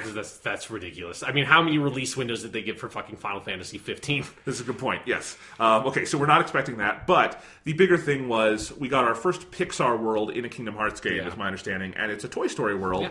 And I will say, I have not played the Kingdom Hearts games to completion ever. I've seen my brother play a lot of them. He loves the main games. And he's played the DS ones. He's by no means played every spin-off because you would have to own like weird Japanese cell phones. Yeah, you have to own every single console that has ever been released. Somehow they like went back and made a fucking Intellivision Kingdom Hearts game at some point, I think. Indeed. But I do love Toy Story. And I actually think Toy Story has an interesting history of fun video game stuff. And this looked really cool, how they were like imagining the Toy Story world, and like all the because Sora and Goofy and Donald also had like a Toy Story-esque remake or like makeover on them that I thought looked good. It looked cool. It was also fun to look at that and be like, CGI has come so far that this looks better than Toy Story 1. Yeah, right? Just crazy. Yeah, that's something that, like, also looking at, like, I was rewatching, because they, like, released, like, a small, like, documentary, 2-minute, like, trailer-esque thing for that Spider-Man game, and I was looking at some of the footage from that, I was like, this looks better than the CGI from the Sam Raimi Spider-Man movie. Oh, yeah. It's like, I rewatched that relatively recently, I was like, fuck, video games have come a long way, man. Yes. But no, that looked cool. I liked how they had, Sora, Donald, and Goofy come up, and they tell Buzz and Woody their problems, and Buzz and Woody get the army soldiers out and send them out, and then it just, all the gameplay they showed looked really fun and creative.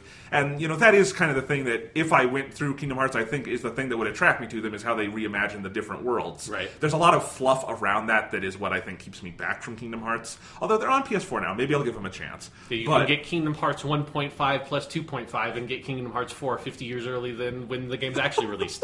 Indeed. But yeah, so I thought that looked cool. The part where they showed kind of the little third-person shooter part of Toy Story, there's a Toy Story ride, or at least there was, at Disney's California Adventure that was really fun back in the day, where you would like get on your little thing and you'd go through, and it was like, well, they had two. They had a space one and they had a cowboy one, and I remember both of those being a lot of fun, and this looked very much like that kind of thing.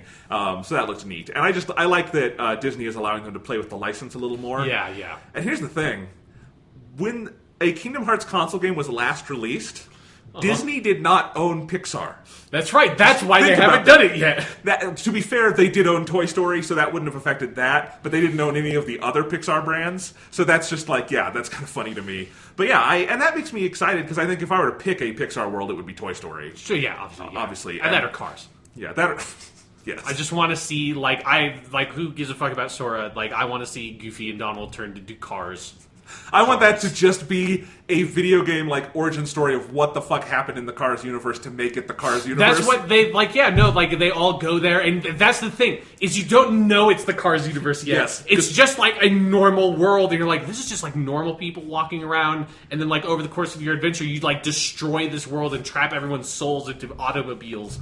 You know, I think 20 years down the line, Disney is going to reboot Cars, and it's going to be Rise of the Planet of the Cars, and we're going to learn how the cars were, like, tested on. Yeah, and they get Andy Serkis to mocap the cars. It's like, man, like, I thought it was impressive that you could, like, replicate, like, in a vague way, chimp musculature. Now you're, like, replicating fucking automobiles. It's going to be great. I just had a crazy thought, though. Yes. When thinking about, they trap souls into the cars, and that's what Cars is. Is Cars an elaborate prequel to Transformers? Like, is it could that, be. in like 5,000 years in the future from Cars, is that what they become? Is fucking like Autobots and Decepticons? I don't know. I'm sorry, I blew my mind with Michael Bay apparently isn't directing Transformers movies anymore. I mean, he said that after every fucking Transformers movie. I know, but maybe that's because this time he's moving on to do Cars 4 Transformers 6. Yes, they finally fuse the Transformers Cars cinematic universe. Anyway, the Dark Universe. Anyway, we'll now call it. I thought that was a very fun little trailer for Kingdom Hearts 3. Looked charming. I liked hearing Japanese Buzz and Woody. Yeah, that's always the best part about these little trailers they've been doing a bit here, is getting all the Japanese Disney actors and being like, that's crazy. Because here's the thing, you know they're not going to have Tom Hanks in the actual game, right? I mean, who knows? Maybe Tom Hanks' son like really loves Kingdom Hearts or something. You don't know that. Maybe they can get Chet Hayes, his rapper son. There you go, yeah. Or Colin Hanks, the famous one. Yeah. But no, I was going to go with Chet Hayes. Anyway, so that looks cool. Kingdom Hearts 3, 2018, but probably not. No. That's really what it should have said. 2018, but probably not. The Kingdom Hearts story. Yes. This was released, I don't think as part of this, but it was during this period, is Disney had their big conference over the weekend, D23. Yeah. I don't know why it's called that, but it's called... It always makes me think of, like, that would be the craziest looking dice ever. It's you roll a D23 for initiative.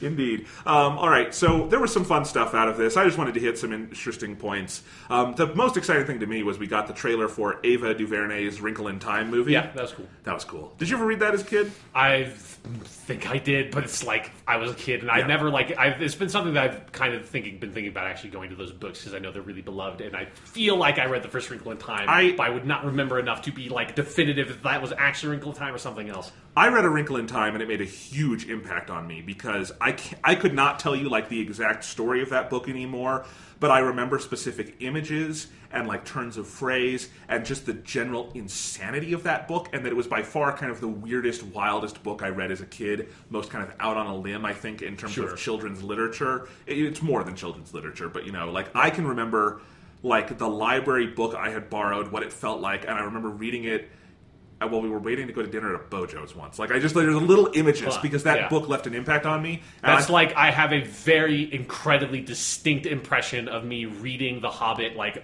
on a grassy hill at my brother's fucking soccer practice. Because basically my entire childhood was lived while being ferried around to my brother's different sports practices because he played every fucking sport on the planet. And reading The Hobbit while eating Cheetos and getting, like, Cheeto stains on all the pages, being like, this. I learned a lesson that day. Don't eat Cheetos while you're doing something else. Only eat Cheetos when your hands are otherwise unoccupied. I learned that lesson reading Harry Potter 2, but The Hobbit I remember reading in Telluride because we were there and we were in a hotel in Telluride, and that's where I started reading The Hobbit. Anyway, this could be a fun thing, but no. So Wrinkle in Time, I think, is a movie that is ripe for a big cinematic adaptation. Ava DuVernay is a great director, and I thought that trailer just like, it's like, yep, that looks awesome and weird. And that's what I want. Oprah's in it. Oprah's in it. And Oprah, I think a lot of people don't realize she's a really good actress. Sure. And she also looks awesome in that costume. Yes, she does, yeah. Yes. Oprah knows how cool Oprah is. Yeah. It's pretty much the takeaway there. I liked seeing Chris Pine there, which also meant that at D23 they had all the Chris's there on stage because they had Chris Pine, and then for Avengers they had Chris's Hemsworth, Pratt, and Evans. There really are a lot of them. I feel like they're multiplying at some point. There's a lot of Chris's. Anyway, so that was fun. Wrinkle in Time trailer. That's a Disney movie I'm looking forward to because it's not a remake of anything. No. Yeah, I'm also looking forward to the next Disney thing that they do where they could just have the Chris convention and it's just like get them all together. The big Chris panel you can go to, just have all the Chris's together, talk about how great it is to be a white male actor named Chris. It's a good time for them. It's something happened at some point like 30 years ago where everyone was like, let's just name everyone Chris. Yeah, and then they grew up to be very handsome men. Yes. Indeed. Okay, so speaking of Avengers, they did show off Infinity War, and sadly they have not shown that footage online. It sounded pretty cool. Yeah. Like, the biggest takeaway for me from that was hearing that Spider-Man sounds like he's a bigger part of that movie than I thought. Mm-hmm. But, like, apparently every hero is in it. They're all there. Yeah. The Guardians of the Galaxy hit Thor with their ship, which, that to me, like, alone shows they know what they're doing. Yes, exactly. Yeah, so I am excited. My biggest question mark with all of this still is, what is Thanos going to be like in the movie? Right. But people said the footage with him was cool. Josh Brolin was there and seemed game. So, hey, I'm excited. Yeah, because we haven't gotten much with him. We got, like, a teaser at the end of Avengers 1 and, like, 3 minutes or something in Guardians of the Galaxy. 3 very shoehorned minutes. Yeah, exactly. So I'm interested to see what that performance will be like when he's, like, the actual antagonist of a movie. It is interesting. For a character that they've built up as much as Thanos, the movies haven't actually built him up that much. Yeah. But, they got 2 movies to work with. So, apparently Spider-Man will be using the costume Tony gave him at the end of Homecoming in Avengers. Yeah. I like that, like, maybe in Avengers movies he uses that, and then he uses his normal costume in his own movies. Sure, yeah. We go back and forth. No, but that sounds fun. We heard about Incredibles 2, and we got some details on that, because that's coming out next year, after Brad Bird has been, knocking this around in his head for a decade plus now. And it was I was kind of expecting that maybe Brad Bird would do something with the actual passage of time and have it happen 10 years later and have the kids grown up. And he's doing the exact opposite of that. This movie starts with the last scene of Incredibles 1, is what John Lasseter said. I guess you have to give people a reminder, because it has been a while. Well, and the end of Incredibles 1 is where they come out and the Mole Man, voiced by John Ratzenberger, comes out, and it's fucking funny. Yeah. And I do think that is a fun way to start the movie. And apparently it will kind of pick up where they left off. He said he wants to shift the focus in this movie to Elastigirl rather than Mr. Incredible, which I think makes sense. He did the husband last time, we'll do the wife more this time. And Helen Hunt is awesome in that part. Yeah. So, hey, Incredibles 2 is like the one Pixar sequel we all wanted. So, this is cool. I hope they all have, like, flip cell phones and everything. If it's like, if they, like, all of a sudden Incredibles 2 is a fucking period piece because it's been long enough. Oh, God. I mean, it's true. The people who were kids when Incredibles came out are now 24-year-old guys hosting a podcast. Exactly, yeah. Yeah, so... Anyway. I mean, that was the age before podcasts. Indeed. What did anyone do then? I don't know. But yeah, I mean, I'm looking forward to it. Apparently the only part they had to recast was the male kid Dash, because male kids grow up and their voices change. That is true. They had to do that with Finding Nemo also. It happened to me once. Yes. Only once. Let's see. Incredibles 2. And then Disney showed off a bunch of stuff from their mini remakes, and they are very committed to remaking every live action or every animated movie as a live action movie. So what are they doing? Like, what's the list? What's the list right now? Let me list some for you. They showed a video from the set of Tim Burton's Dumbo, which sounds like a terrible idea, but we'll see. What the fuck? I already knew that, but I had forgotten it. And here's the one thing Tim Burton's Dumbo. They gave us a cast list, and Michael Keaton is in that movie, which sounds awesome. My hope, and I cannot confirm this, and I don't want to look it up because I don't want to be proven wrong, is that Michael Keaton is playing Timothy J. Mouse in mocap. And there you go. Timothy the Mouse in this movie is like kind of a grizzled old guy. I want that. He's probably going to be like the leader of the circus, but we'll see. Sure, yeah. Maybe he'll be Dumbo. Who knows? It might be a very, like, passionate, like, weird, edgy reboot. They did apparently, in the footage they showed from the set, have they have a giant elephant cutout for Dumbo on the set where the CGI will be. There you go. Let's see. So we got Tim Burton's Dumbo. We have Guy Ritchie's Aladdin, which sounds even more silly to me. Yeah. Because that's what you want in a story that was pretty racist towards the Middle East as a British guy directing it. Get the most colonial culture to put their stamp on that. Yeah. No, exactly. They are at least casting people of Middle Eastern-ish descent for Aladdin and Jasmine. You can just get Jake Gyllenhaal and it's fine. Come on. You're referencing Prince of Persia, which most people probably don't know happened. No, but I have a running list of every video game movie ever made, even though I haven't seen almost any of them. So they've announced Aladdin and Jasmine. They have not announced Jafar. I would put good money. How much do you want to bet that's going to be Ben Kingsley? Yeah. In blackface, basically. Mm-hmm. Because they did that in Prince of Persia. Yeah. And Ben Kingsley always plays like Middle Eastern people, even though he's British. So, yeah. It is a significant chance. Yes. Yeah, I that would he will not be put Jafar. Yeah. But they've also apparently cast Will Smith as the genie. Yeah. Which, you know. Sure. As long as they have him wrap the story over the end credits. Yes. That's all I want. And he didn't do it in Suicide Squad, and he didn't do it in After Earth, and he didn't do it in Men in Black 3. And if there was any movie he was going to come back and do that for, it would be Men in Black 3. So I should have done it at the end of that movie where he played the like Nigerian doctor that like did all the concussion stuff for the NFL. Yeah, concussion. Yes, there you go. Yes, indeed. I think he could have made like a very fun, like hip, rap for the kids for that one. So we have those two. We also, and they did show, I guess, the first scene of this, Jean Favreau's The Lion King, which, stop calling it a live-action remake. There are no people in it. It is all CGI. It is a CGI remake. Stop calling it live-action. Fuck off with that. But did they take some pictures of, like, the savannah? Maybe, but to there my you go. That's live and action. No, and to my knowledge, the Jungle Book, which was also Jon Favreau, and this is in the same style as, I think they used maybe some plates as reference material from the actual jungles, but I think the backgrounds in that movie are all CGI. Okay. So, this is not live action. It's like when people call Avatar a live action movie, and it grinds my gears a little bit because it's not, and I'm not saying that to dismiss the movie, but that does, I think, demean actual live action stuff when you say that. Sure, yeah, that's just like, you want to be specific with your terms. Like, War for the Planet of the Apes counts as live action because only the apes are CG and they've shot everything else. They're not doing that with like they made, they specifically invented technologies for that series so that they could shoot on location and have, CG people. And it's a special thing. They're obviously not going to do that for The Lion King. No. Also, apparently, this was a literal shot-for-shot remake of Circle of Life from the animated movie. So I really question the point of this movie. But I don't know. The Jungle Book was the best of these so far. So who knows? Jon Favreau's a smart guy. Yeah. It could be fun. But we'll see. Donald Glover is playing Simba, and I like that. Okay, yeah, there you go. Yeah. That's good casting. Anyway, so yeah, those are all the Disney remakes that they are at least like shooting right now, that they're getting ready to go on. Because they've already done Jungle Book and Beauty and the Beast. Yeah. Are there any other live-action ones they've done? Oh, they've done Cinderella, and they did Maleficent, and they did... Well, those aren't, like, Maleficent's not a remake.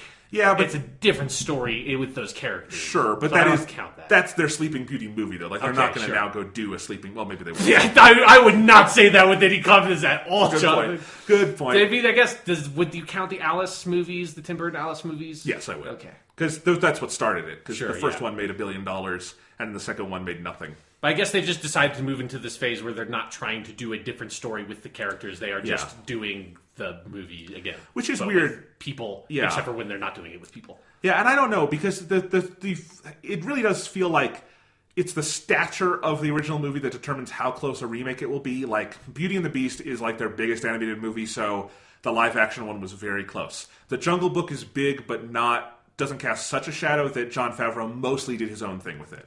And, I think Cinderella, from what I hear, Kenneth Branagh did a lot of his own stuff with it, because you really can't do an exact remake of the animated Disney movie. Right. It would be 45 minutes long. Yeah. It'd be a very good TV special. Sure.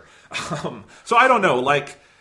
if Tim Burton of 15 years ago was doing Dumbo, I'd look forward to that. I really don't know now. I mean, the fact that I still feel like there's no way you can say Tim Burton's Dumbo without a shit-eating grin on your face. I know. Tells you something about that movie, doesn't it? It really does. And I'd have to think... Okay, the other thing they showed off, and this isn't a remake, it's a sequel, Mary Poppins Returns. Right. Is the movie that... And it sounds like... I'm actually excited for that one, because other than absolute hack director Rob Marshall, the worst director to ever get an Oscar nomination, directing that movie, which fills me with dread, you do have... Emily Blunt as yes. Mary Poppins, which is awesome. You have fucking Lin-Manuel Miranda playing the male lead. There's a lot of cool stuff about that movie that I'm excited for, other than hack director Rob Marshall, which really is. You know how some people, like in the trailers, it's like from visionary director? Right. It really needs to read from hack director Rob Marshall, the guy who made Pirates of the Caribbean 4, the most expensive movie ever made, look like the cheapest movie ever made. That should be his logline. He's a hack. Anyway. If they just said, like, from the dude that brought you Pirates of the Caribbean 4, and everyone's like, they made a fourth one? It's like, they made a fifth one! Yeah. That's the one you really don't know about. Davy Jones comes back. Yeah, apparently. He's not going to come back again. Anyway, so yeah, D23, Disney gonna Disney. They're slowly taking over the world. They are. I think the real question is, what do they do once they've remade all the animated movies? Do they remake them, but now in animation? I mean, yeah, they bring back 2D animation. Yeah, bring it back from Western 2D animation. Or at that point, has it been long enough that you can just like release Dumbo in theaters and no one knows it's an old movie? Sure, yeah, because like the 2D animation looks so good, they're like, oh, this is amazing. Or here's the thing: maybe by the time they're done with their like live action remakes of their full catalog, you get like Little Mermaid and all that shit done. Then you start doing the live action direct to DVD sequels. So you do like Lion King 2 but in live action, you do Little Mermaid 2 but in live action, you do 102 down, like all those. The Lion King 1.5. Yeah, the Lion King 1.5, thank you, yeah. You do all those, get those all live action. By then, in the year, 2256 or whatever, virtual reality will finally have been like accepted by the larger public, and then they can start over, but now they're like virtual reality movies. So that it's like, you just keep on, Disney's just going to keep on keeping on. Yep. Disney. They don't need to make new movies. They just need to make old movies. We also did see the little behind-the-scenes feature for The Last Jedi. Yeah. That was fun. Yeah. Did you see that? Yeah. The little bit of Carrie Fisher at the end that brought a tear to my eye. Yeah. So that's gonna be kind of rough when we have to watch. God, that movie's. I mean, it's not like immediately, but that movie is not that far away. It feels like that movie went from being like, oh, that's like a year away, to being like, no, that's like a half a year away. Yeah. And I don't know when that time passed. All right, 2 more pieces of news. The Criterion Collection announced their October titles, and we don't obsessively cover that, obviously, here, even though I obsessively buy Criterions. Yeah. But I wanted to mention this because we all love Twin Peaks. Yes. If you're listening to this still, you probably have some interest in Twin Peaks. Oh. I hope so. And they are adding Twin Peaks Fire Walk with Me to the Criterion Collection this October, which is awesome, but it's an interesting case where that movie did come out on Blu-ray for the first time here in the box set they did. Right. With the entire TV series, and then they did the Fire Walk with Me disc that also had the missing pieces bonus features. And I am curious what Criterion's plan with this movie is, because the bonus feature list they've released is pretty much just what's on the box set disc. Mm-hmm. So I'm kind of wondering, is there anything different about this disc? Fire Walk with Me is a great movie and belongs in the Criterion Collection, but I think a lot of Lynch fans were saying, and I was kind of one of them, that, well, Fire Walk with Me did get a release. There's a lot of Lynch movies that need the Criterion treatment, like Inland Empire and Lost Highway and some of those. The Straight Story. Those would all be great. And I think the answer is this one was probably already done. In Criterion. Yeah, I mean, they just... Yeah, that they already had. That said, it does say on the page new 4K restoration, and Fire Walk with Me on the Blu-ray looks good, but does not look as good as the TV series. Like, I don't think it underwent a full restoration.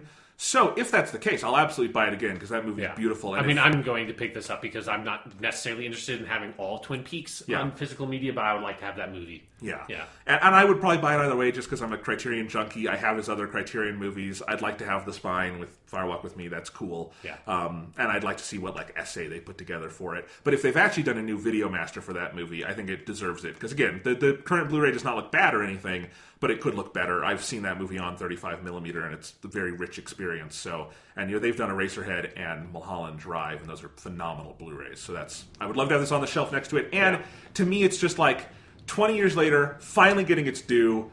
It's in the Criterion Collection. It's been canonized. Yeah. I love that. Yes. It's a great, if you are listening to this but did not listen to our Twin Peaks big podcast, if you have seen Twin Peaks but you have not seen Fire Walk with Me, fucking watch Fire Walk with Me, because it's really, really, really good.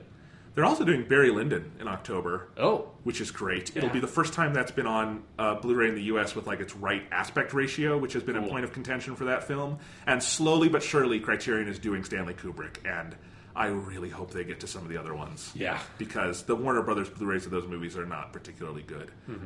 And they've done Doctor Strangelove. They're doing this. They've done some of his older movies. They did like The Killing, which I have that one because I really like that movie. They did Paths of Glory. Back in the day on DVD, they did Spartacus. So hopefully they can upgrade that. Yeah. But yeah, that's, that would be really cool to have Kubrick in the collection. Yes. He deserves it. Yes. I would say so. Yeah. Yeah. That's I don't. I'd be very surprised if you found one person on the planet that did not agree with that statement. And yeah, Kubrick's not even like my favorite director, but obviously he is of sufficient historical import. Yeah. To make it for Criterion. Yes. Anyway, so that was fun. And then last piece of news this week is BioWare is having some shakeups. Yeah. Their general manager, Aaron Flynn, who's been with the company a long time, is leaving. And in his place is Casey Hudson, the once and future king of BioWare, because he returns. He returns. He was the director of the Mass Effect trilogy, the good Mass Effect games. Yeah. And he left, and I think he's been wandering as probably a monk or something, the Earth, thinking of new game ideas. And now he's back at BioWare, and the company, I think, is in good hands. Yeah, it's cool to see him come back because that always was like one of the more recognizable sort of creative figures, names you saw with like attached to Mass Effect and all like the interviews back in the day he gave them. So I think it instills some confidence in BioWare going forward too. After it's had kind of a rough year so far, it also tells me that that interests me in Anthem even more. That I think they're going to have a very steady hand at the. Nothing against Aaron Flynn, but just Casey Hudson is a brilliant game designer, so that's cool. As Anthem, they're gearing up for Anthem next year, which might also be 2019. Yeah, that game is at least going to get delayed, if not delayed all the way into 2019. But so it's cool to see him back. Yeah, not too much to say. Other than this is rare. You don't usually see people leave a game company and then come back. Yeah, no. Yeah, we're still waiting on Amy Hennig doing Uncharted 5. Sure. Once her the Star Wars game comes out 5 years from now or whenever, I'm still annoyed that they have not. They have put that game, I feel, in a very firm Mass Effect Andromeda territory in terms of the marketing. That is making me very scared because I want that game to be awesome because it has awesome people working on it. Indeed. All right, so I think that's it for news this week. You want to talk some Twin Peaks? Oh, let's talk about some Twin Peaks. All right, so Twin Peaks, episode 10 of The Return. A lot of stuff happened in this episode. Yeah. I thought it was a lot of fun. It was very funny also. Yeah. But it was also extremely dark. Some crazy things happened. It really was a roller coaster of a fucking episode. I mean, they all have been, yes. But I think this one maybe has some of the funniest stuff juxtaposed with some of the most harsh, in your face, violent stuff. Absolutely, and I think also continued to connect the dots for us in various places. Yeah. And spoiler warning from here on out. Let's just get to the best thing first. Okay. The biggest thing I wrote in my notes. Uh-huh. Dougie Jones, sex god. I mean, yeah, he does it. He does it for sure. The look on Naomi Watts' face when she sees the very fit Kyle MacLachlan shirtless in the doctor's office. Yeah. Oh boy. I mean, just that whole scene is paced so unbelievably because it's he takes his shirt off and the camera angle, you very clearly can see it's he has a very defined core, let's say. And then the doctor is doing these tests, and the doctor is slowly realizing and making some comments, but Janie is a bit in the background and she's not really noticing. And it's the slow turn. There was just you have lost a lot of weight. And then that cut to her wearing the fucking red heels in the house, just trying to give the most seductive look possible. Unbelievable good. It's so fucking funny. I love Naomi Watts. Yeah. I love her so much. She's so funny in this. But as you say, the whole pace of that, and I again love I think there is a really interesting either social spoof or social satire, depending on how deep you want to define it, going on with Dougie Jones as a character. And I think part of that is that even in zombie form, Coop Dougie has, I think, been a more sensitive, open lover to Janie than real Dougie ever apparently was. Yeah. And I love that she has fallen in love with him again, even though he is literally an empty vessel right now. Yeah. It's you go back to when we were talking about, remember when the biggest thing that would happen with Dougie Jones is getting off of the elevator and how it's just the ways he has to navigate society while being a husk and just the weird ways it's just standing in an elevator looking the wrong way. You're how it's nobody understanding that this man needs some serious help. But there's something about this he can just sleepwalk his way through society, through these social relationships, and just utter a random meaningless word that like is a parrot of someone else's word that they've just said, and somehow like nothing changes, like everything's fine. In fact, like you said, it might be better than the alternative. I mean, he's doing better at work. Yeah, he's doing better with Janie. He is not getting into gambling problems. He is like basically single-handedly stopped and like is responsible to the eventual capture of Ike the Spike, the notorious assassin. Yes, apparently everyone in this world knows. Yeah, like it's pretty remarkable what a man is able to accomplish when he's Dougie Jones / Agent Cooper. I mean, let's go through these scenes. Because he's at the doctor's office, and this is another thing I love. They have been teasing Dougie going to the doctor for like 4 weeks. And you keep on thinking like this is going to be where it starts turning. This is going to be the moment where JDE finally like realizes this isn't just like he's kind of out of it. This is like a severe issue that we really need to sort of investigate further. And so, so that's the expectation of a normal human being would have of what would happen at the doctor's office. And how does that scene develop? How the scene develops is first you have Naomi Watts go off on the list of like things that have been happening weird, like he missed Sonny Jim's birthday party, which again, the name Sonny Jim never stops me never prevents. I always laugh at it. Yeah, so that's sad. And then Kyle MacLachlan takes his shirt off, and my first thing in my notes was I wrote, "Damn, Kyle MacLachlan is fucking fit." Yeah, and then the next thing I wrote was the line from the doctor, "Dougie, have you been exercising?" And so what happens is Kyle MacLachlan is such a specimen of a man that both the doctor and his wife are sufficiently distracted by his abs that they don't notice that he's a zombie. Yeah. I also love earlier in this scene, they said it's like, he's been acting very peculiar, and then he just looks around, peculiar. Yep. I had that written down. Yep. It's like he keeps on putting the stethoscope on Kyle MacLachlan's chest, and he keeps on trying to go. It's like, no, Dougie, no, Dougie. So she asks, how much weight has he lost? And just every shot of her reaction, like, it's amazing. The GIFs on Twitter have been wonderful. Just if you're ever feeling down, just pick up an image of Naomi Watts' pure animalistic pleasure at seeing Kyle MacLachlan, because it's wonderful. And they do his blood pressure and everything. And the best part to me, actually, I think, is the doctor says something about, you are in remarkable health. And then it cuts to Janie. And like Dougie, she does the parroted word, but she says, remarkable. Yeah. And like just this little, and then it kind of cuts and we have a different scene, but that's great. And then yes, back at the Jones house, as you say, she has like, the nice clothes on and the heels, and JD is sitting in the chair and Dougie is at the table eating chocolate cake. And I love this scene. Here, I'll read the whole thing. She says, Dougie, do you find me attractive? And he just keeps chewing. He has like no expression. And she grins. She's like, well, do you? And he looks back down at his cake.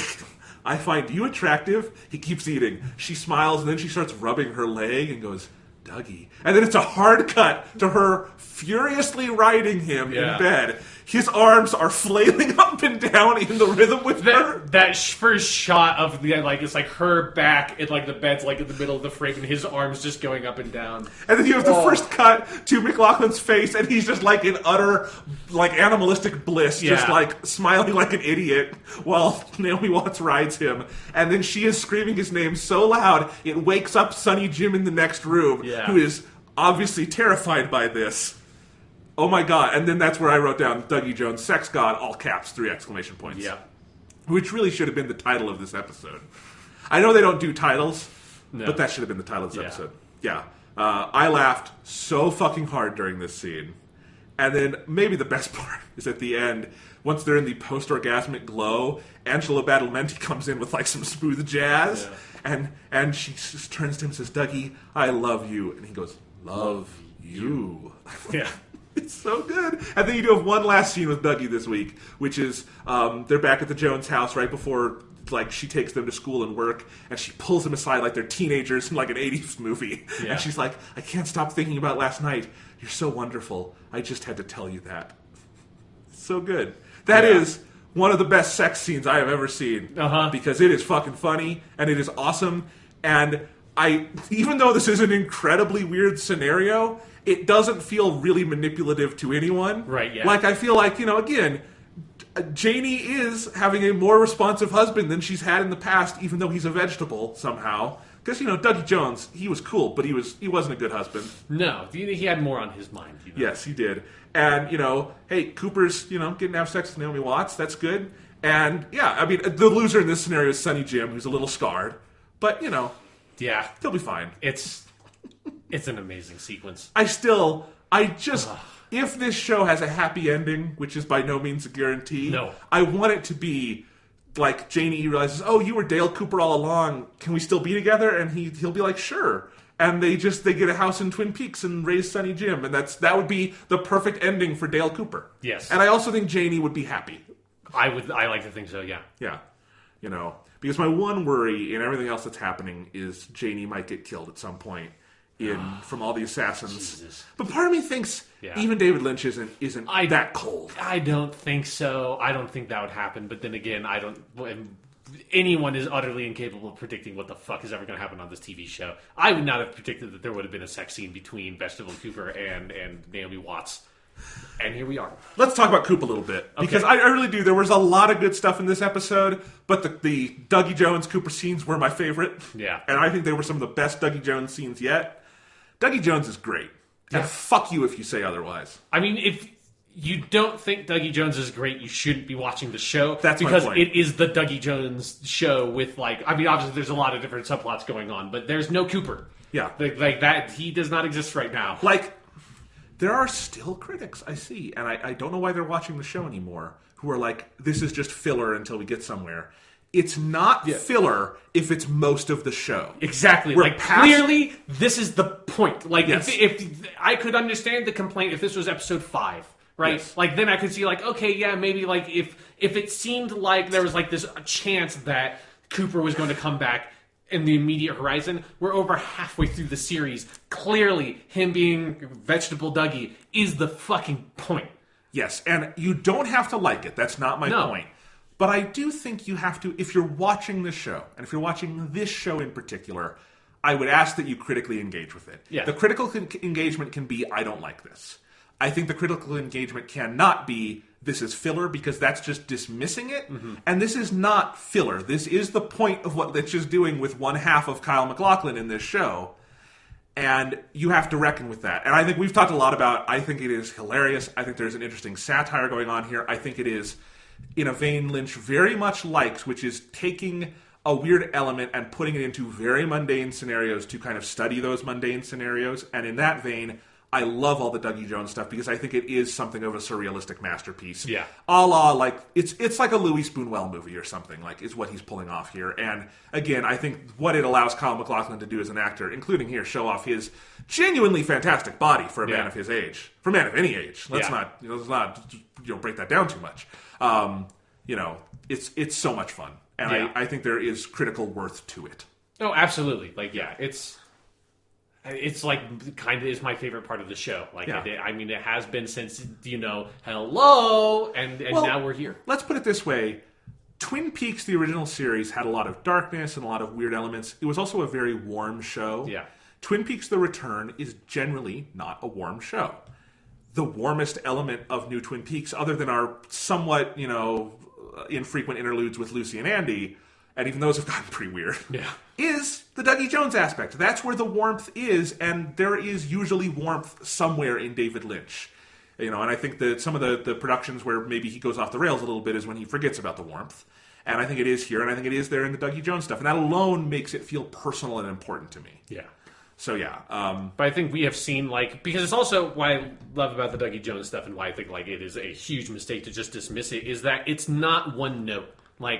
It's really versatile. Because I think some of, the most kind of, soulful moments of the show have been scenes with Dougie of, we had one in the episode last week of him, looking at the American flag while the song plays. And then we had I still think about this, sequence all the time when watching the show. It was, several episodes back when has all, the paperwork and he's slowly filling it out with the pencil and then, just, drawing these weird shapes and lines and stuff while the music plays. And so I think there's a lot of meat to that performance and what is going on, I think, thematically and narratively with him, that again, if you're just dismissing it as filler, you're 100% missing the point of the show, and you should watch a different show. Because it's there's nothing wrong with it. If you're not enjoying it and it's not for you, that's fine, but at least accept it for what it's trying to do instead of dismissing it because it's doing what it's trying to do. It would be like if I watched Doctor Who and I said, what the fuck is this time travel filler bullshit? Right. Yeah. It's like, no, that's the show. Or it'd be like if I watched Game of Thrones, it's like, why do they keep on killing off characters? This is horseshit. It's like, it's what they're doing it on purpose. It's not like an accident. It's like the part of like the core, like the key element of the show's design. Mm-hmm. Exactly. So, nice little Game of Thrones plug, Sean. There you go. I've never seen a single episode of it, but I can still make get some sweet SEO dollars. Up in here. Yeah, that's our whole plan. That's what. We're just going to turn this whole podcast into a Game of Thrones episode any second now. Yeah. I just have to catch up, and then we can get all the Game of Thrones money on the internet. We'll take the business model that apparently works for some websites of we only get advertisements 7 weeks of the year when we do nothing but Game of Thrones coverage. Yes. No. Anyway, yes. So top 10 Game of Thrones sex scenes coming to you next episode. None of them are as hot as Janie E. and Dougie Jones. I mean, nothing could be. The other thing, people saying Naomi Watts has not had enough to do. That's an insult to Miss Naomi Watts. I have seen that, and it pisses me off. She is amazing on this show. I think she has had a lot. She is the driving force of most of... You want to see what Naomi Watts has been able to do on the show? Like, watch the fucking, like, the sex scene and, like, everything surrounding it. Watch the clip from this scene of where you see the the news footage of her explaining. Oh, that's so funny. She's so fucking good at that. And then watch the scene from a couple of episodes ago where she takes the money to the guys that were extorting her family from the Dougie Jones stuff, and she just chews them the fuck out and just makes them leave. She has done a lot on the show. That character has a lot of range, and she has Naomi Watts has brought such life and such the insane David Lynch characterization that is necessary to play this very weird character. She has had a lot to do. If you don't have Naomi Watts there, that corner of the show, which is a lot of the show, doesn't work. Yeah, no, she's... it's that whole major plot / subplot of the entire series is almost kind of a two-hander between her and Kyle MacLachlan. And it's a two-hander between two of Lynch's muses. Exactly. In Watts and MacLachlan, and letting them do very weird, different things. Yeah. She's doing tremendous work. I, again, think she should get an Emmy for it, but whatever. All right. I did a Twitter poll on this Dougie Jones thing just because it struck me. We're past the halfway point. He's still Dougie. The end is not in sight. If the doctor's visit didn't do it, we're going to wait a little while for this. So I put up a Twitter poll. I've never done one of these before, but I was genuinely curious what the group think out there is. Uh-huh.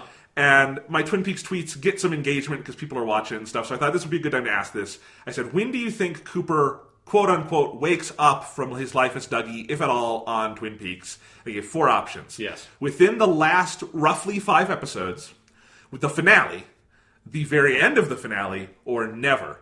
And the results, with about 40 votes, were split 34% within the last 5 episodes, 32% for the finale, 8% for very end of the finale, and 26% for never. So this is completely inconclusive, but I do like that everyone is on a slightly different page. Yes. And I'm happy to see never got at least a quarter of the votes. And I was one of them. That you was voted never? I weighed in. I put in my vote for never. I don't think it's happening. It's something where my brain tells me that it has to happen. It must.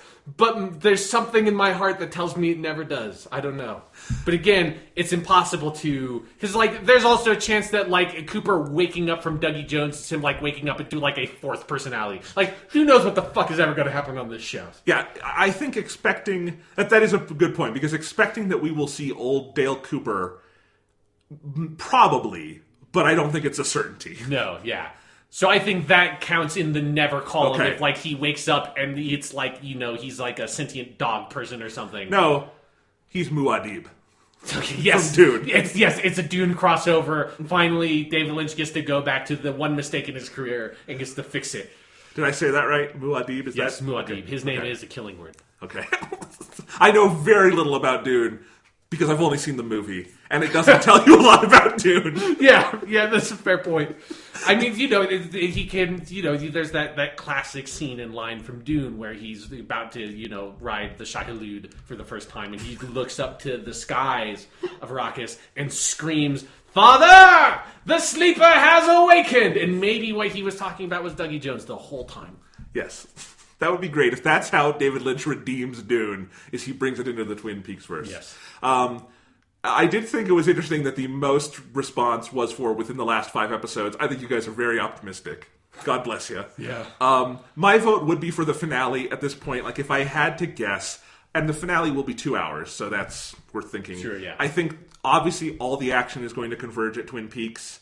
I think he will wake up, and I think it will be just in time to... I really do think there's a possibility that this ends with him and Evil Coop going over the falls at the Great Northern, Sherlock Holmes style. Sure. And I think that would be a beautifully poetic, a wonderful, weird Lynch ending, is if he just quotes Sherlock Holmes with that big waterfall that is in the opening of every episode of Twin Peaks. Yes. You got to do it. Yeah. So that's my working theory.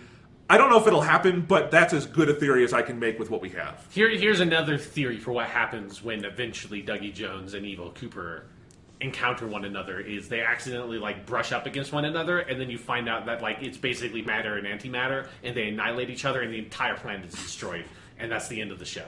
I would not take anything off the table. Yeah.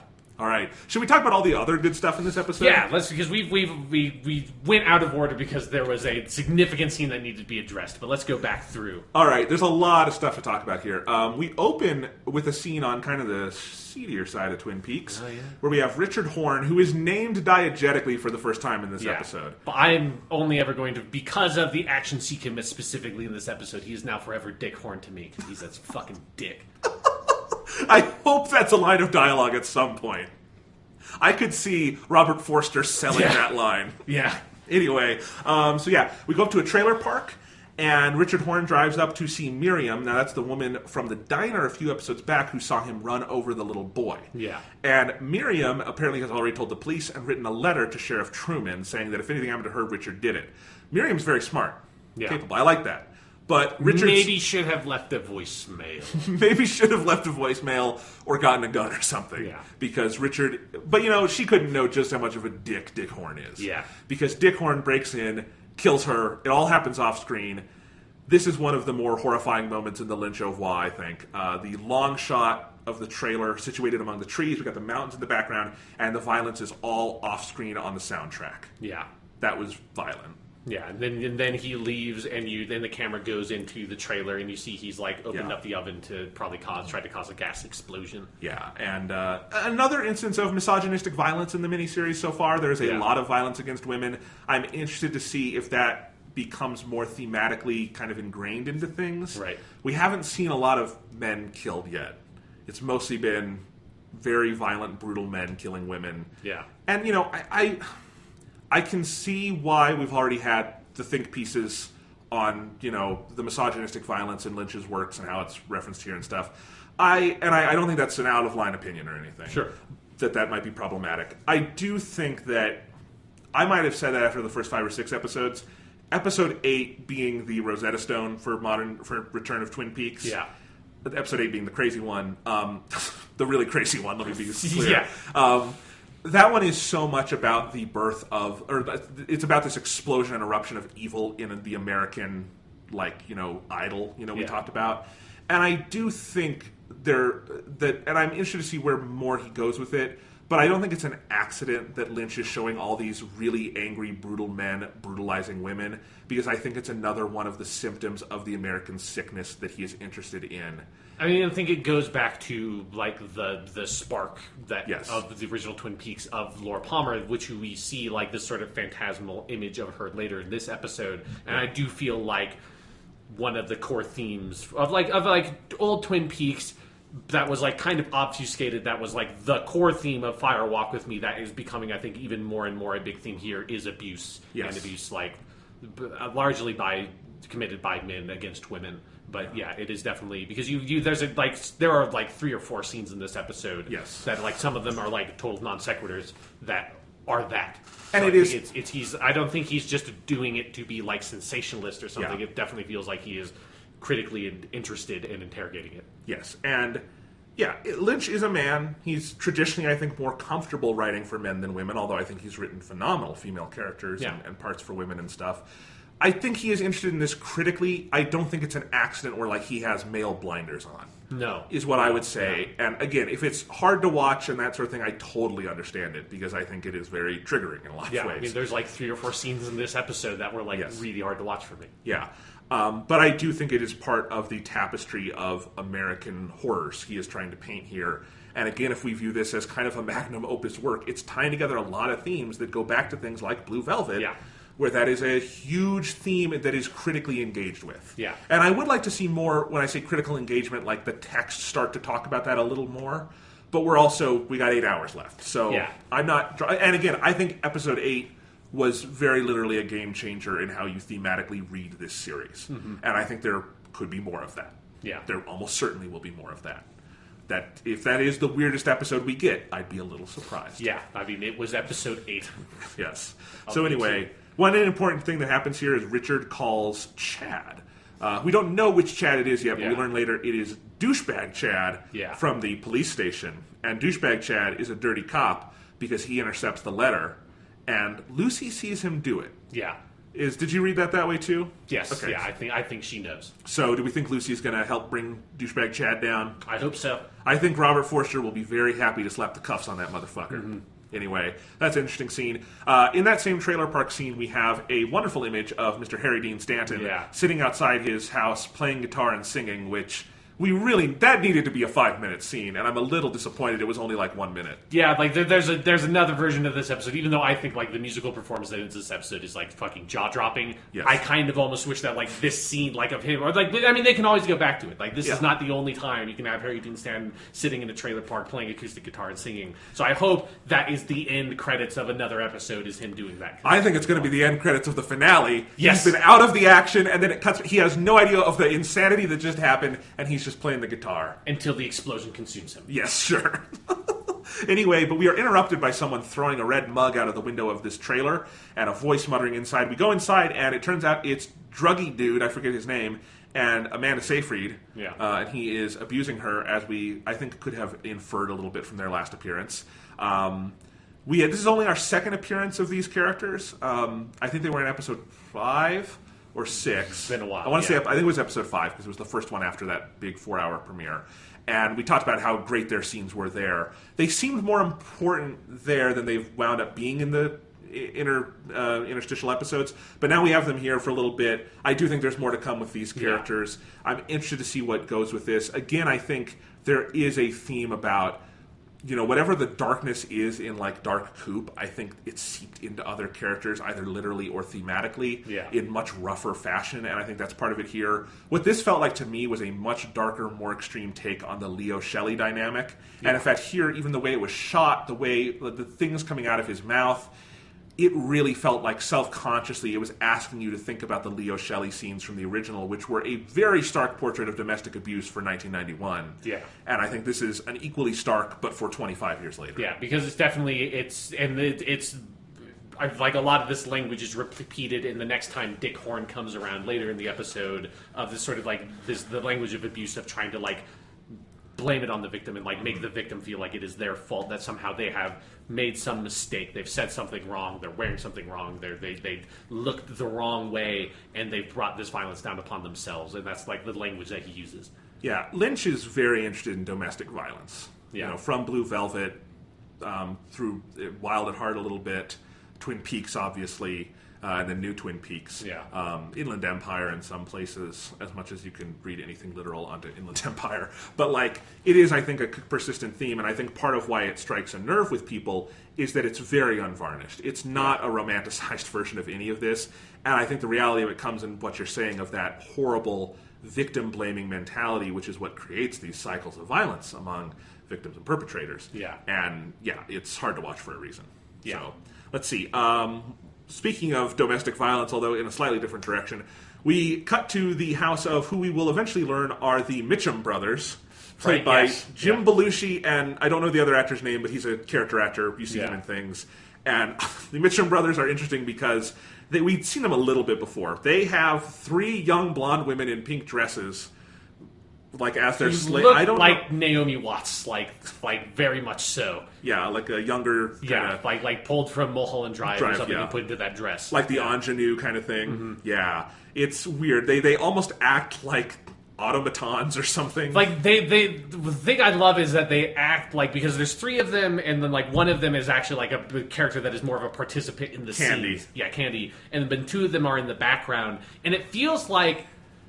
It like I don't think this is what they're literally supposed to be, but it's like just like the effect it had on me is that they were like they're supposed to just be background characters that like metatextually speaking, these people are only supposed to exist in the background back of a frame to because you get later in when you're in the casino office with them and they're all leaning against the back wall kind of in this weird intimidating kind of posture. You've seen every fucking gang movie, any scene set in a casino, and you're like, oh, they're the special girls that are with the boss that get to be in the meetings where he's gonna beat a guy up or something, and they're just up against the wall completely indifferent, just leaning there, and it feels like they're supposed to just be that. And so when one of them gets dragged out of that, they don't know how to exist in the world. That's what it kind of weirdly felt like to me. I think that's a great reading. And, we did see the Mitchum brothers and their three girls, whatever they are, one other time earlier in the series. And I remember there being takes on Twitter and elsewhere of see, this is proof of Lynch's sexism, women as background objects. And that's another one where I was I'd wait. We're only 5 hours out of 18. Yeah. My guess is Lynch does something with that. And I think he does do something with that in that, yes, that was women as background objects. And I think now it's getting interrogated. Again, I don't know where it will go. I don't know if it will go to anything of true worth. But I think, per your reading there, yes, you have Candy coming out of the background, and what happens is interesting. And I do, if for no other reason than it is funny to have these men being so befuddled by the background woman taking active agency at things. Yeah. And that alone feels interesting and subversive to me. So you have two scenes of that here. The first one here is where you meet the Mitchum brothers in their house, and Candy, we learn her name is Candy later, is flailing a napkin at a fly. And she can't get the fly, so she picks up a remote, and then she just, out of the blue, slaps one of the Mitchums across the face so hard, and then just falls into complete histrionics. Yeah. And it's a hilarious scene. It's really funny. It's another one of those scenes where it's you get those great examples of David Lynch just knowing how to use dead space in a scene to just build up this weird sense of either dread or comedic tension.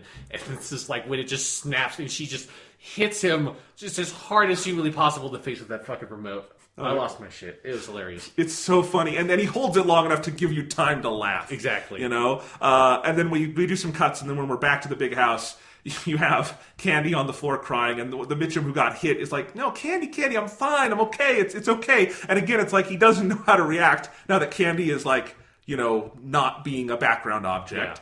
Yeah. And then they're watching the news, and I want David Lynch to direct all news broadcasts, because what happens with this one is they're let's roll the dice, and they roll the dice and it lands on local news, and then which is just so fucking weird. And we get the arrest of Ike the Spike. And one of the Mitchums goes, hey, remember to call off that hit on Ike, which is interesting. He's just we're going to save a lot of money, and they do an air fist bump, which is very good. Yes. I wrote this later in my notes, but the Mitchum brothers feel like a parody of Quentin Tarantino mobsters. Yes, yeah. And Quentin Tarantino mobsters are already a satirical homage of something. Yeah. So it's two layers of homage and parody, and we get to the Mitchum brothers. Yeah. It definitely feels like John Travolta and Michael Madsen would be these characters if it was a Tarantino movie. Yeah, yeah. But I like it being Jim Belushi and the other guy. Anyway, we then get the footage about Dougie, where we get to hear the wonderful line again, Douglas Jones, he moved like a cobra. Again, if I ever get a tattoo, that's it. Just guarantee. And they seem to kind of recognize what's going on with Dougie and Janie. And you have Janie's whole speech here, which we mentioned earlier, but it is so funny. And it's you get this full, unedited, just long, single take of it, which is really good.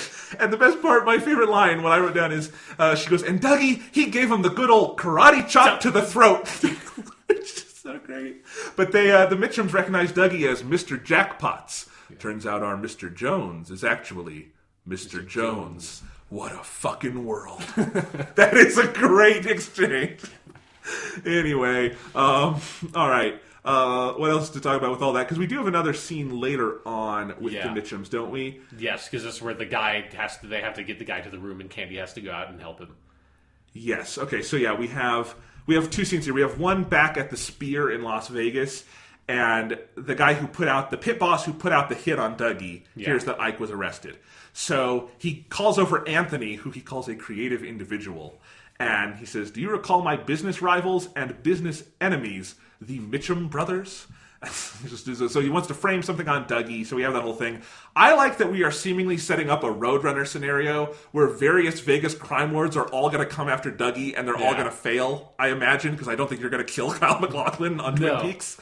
I'm just looking forward to him just chopping more people in the neck. I know. And then Janie's, monologues about it. Yeah. But yes, at the Silver Mustang Casino, the Mitchums, that's their casino, and Anthony comes in. They're watching security footage, and they see that Anthony is here. So they tell Candy to go get Anthony and bring him back to the room. Yes, it's completely like an expository scene, and what it is Lynch being playful with Candy because she's being completely uncooperative in the most beautifully Lynchian way.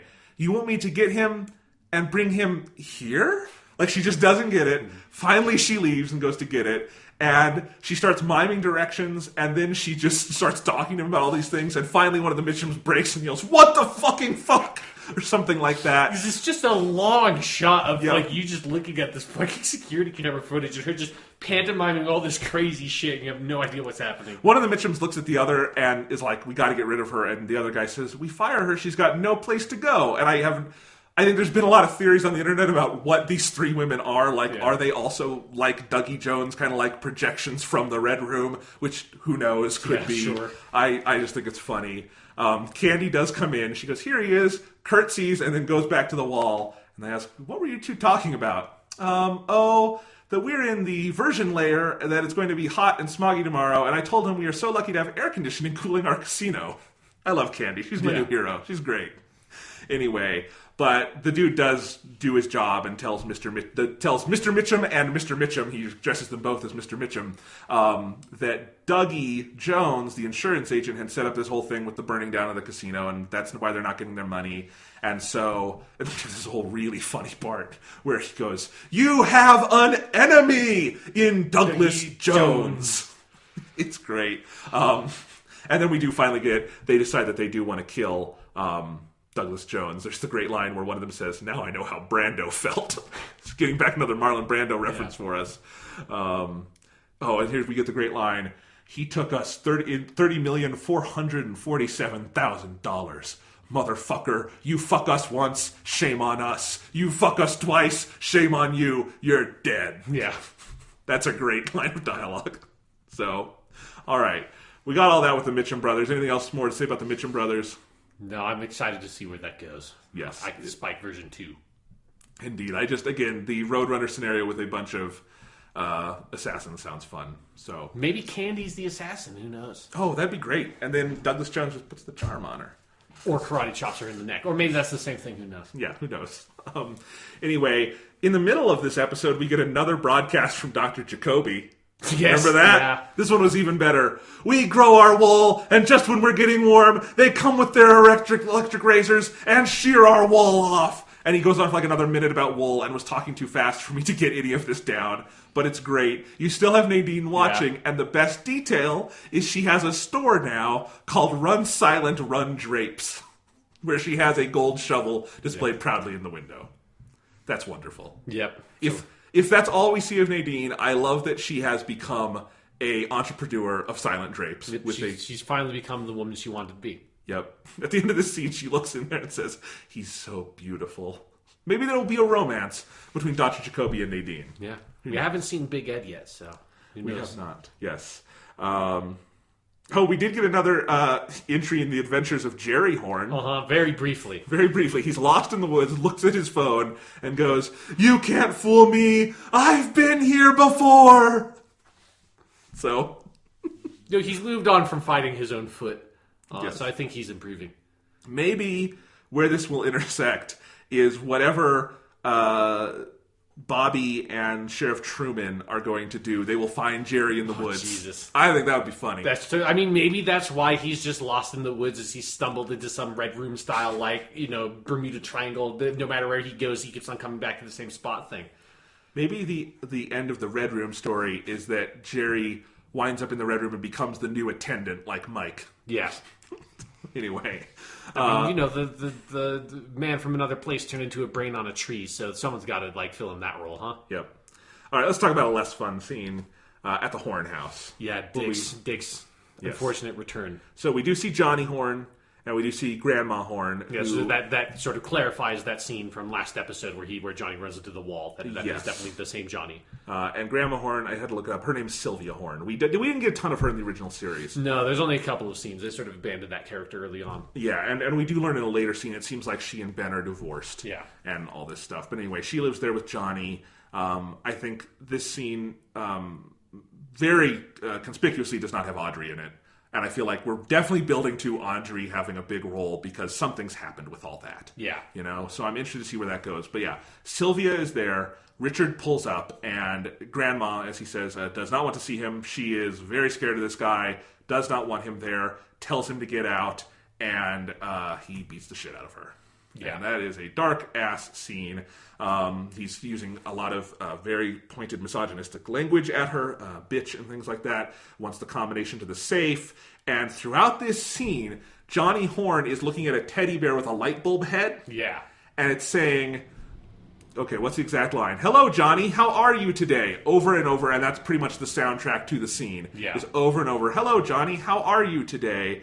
And poor Johnny Horn is lying on the floor all tied up because apparently that's how they take care of him, which is a little weird, but... I mean, he did just, almost kill himself by running into a wall the previous day. Yeah, I'm just saying you think with their money you'd get, a professional to, figure out his issues and help him out. I don't think that's actually how you take care of people with mental issues, but in Lynch's world, maybe you do. Yes, but anyway, Richard goes through the safe, he steals all this shit, he calls his grandma a cunt, it's very unpleasant and very unnerving, and that is a disturbing-ass scene. Yeah, so that's, third of those scenes in this episode, so it is definitely, it's a running theme here. Running theme. There's the theory, obviously, that Richard is Evil Coop's even more violent son, that he might have raped Audrey in the hospital. And that seems to hold weight for me here, because he is purely misogynistic, purely evil. He is all the things that you would expect Cooper and Audrey's baby not to be if it was real Cooper. Real Dale Cooper's son would be the most gentlemanly boy out there, right? Yes. He'd be a good kid. Yeah. This kid is not a good kid. And I do think this idea of the literal and metaphoric sons of Evil Coop, of Bob out in the world, is a scary and interesting theme here. That them catching Leland Palmer in Twin Peaks and kind of seeing where Bob is in the Red Room and all that. That didn't solve the problem. Right. That evil spirit, whatever it is, has infected the world even more than it did 25 years ago. Yeah. Which I think is both a literal plot mechanic going on here and a thematic thing that Lynch is talking about in the series. Yes. So anyway, that was scary. I hope Richard Horn gets a good comeuppance at some point. Yep. Anyway, let's see. We have a wonderful scene with Gordon Cole in a hotel room. Oh, yeah. And Gordon Cole has got a glass of wine, and he's drawing with a Sharpie. And I wrote, this could just be footage of David Lynch hanging out on the set doodling. Who knows? And I do love that we zoom in on his picture, and it is a very Lynchian drawing. If you've seen his paintings and stuff, that's what it all looks like. So I liked that they kind of worked that into the show. But Cole answers the door, and this is where we get what you mentioned, that specter image of Laura crying, I think from Firewalk with Me. It's from the scene, I think, where Leland opens her door or something. Yeah, I think so. But it actually winds up being Albert. Cole is shaken. What do you make of that scene? It's something, because it's happened a couple of times where, Laura Palmer, I think, the biggest one I can think of off the top of my head is back with Bobby, when Bobby walked into the room when they were doing all the evidence stuff and saw her there, and, the theme starts playing and he just breaks down. That it's just this reminder of, again, or, going back to episode 8 and that, the weird, the symbol of Laura Palmer being sent down to Earth as, a messianic, or, Jesus Christ kind of thing. So it is just, it feels like it's this reminder of that all this, for us, and as viewers of Twin Peaks, all this started from that place of Laura Palmer, of this mystery of this girl who seemed like she had everything in the world, but was actually this victim of incest and abuse, and then ultimately of murder.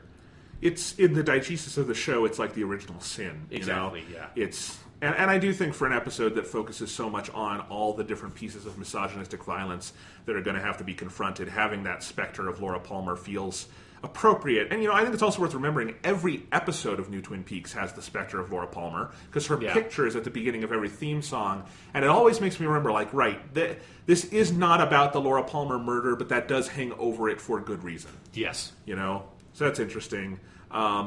It's also just like a really startling moment. Yes. Like it's unnerving, and almost like a way that felt like it's unnerving in similar ways to the scene in Mulholland Drive where like the garbage man comes out of the corner. Like it doesn't seem like it should have the kind of impact it has on you, but like it really kind of left me shaken in a weird way. Yeah. The next scene, though, we have Albert, come in, tells Cole to turn up the dial on his hearing aids as they've done before. He says that they learned that Diane received that text from Evil Cooper, or who they assume is Evil Cooper. Around the dinner table, the conversation is lively.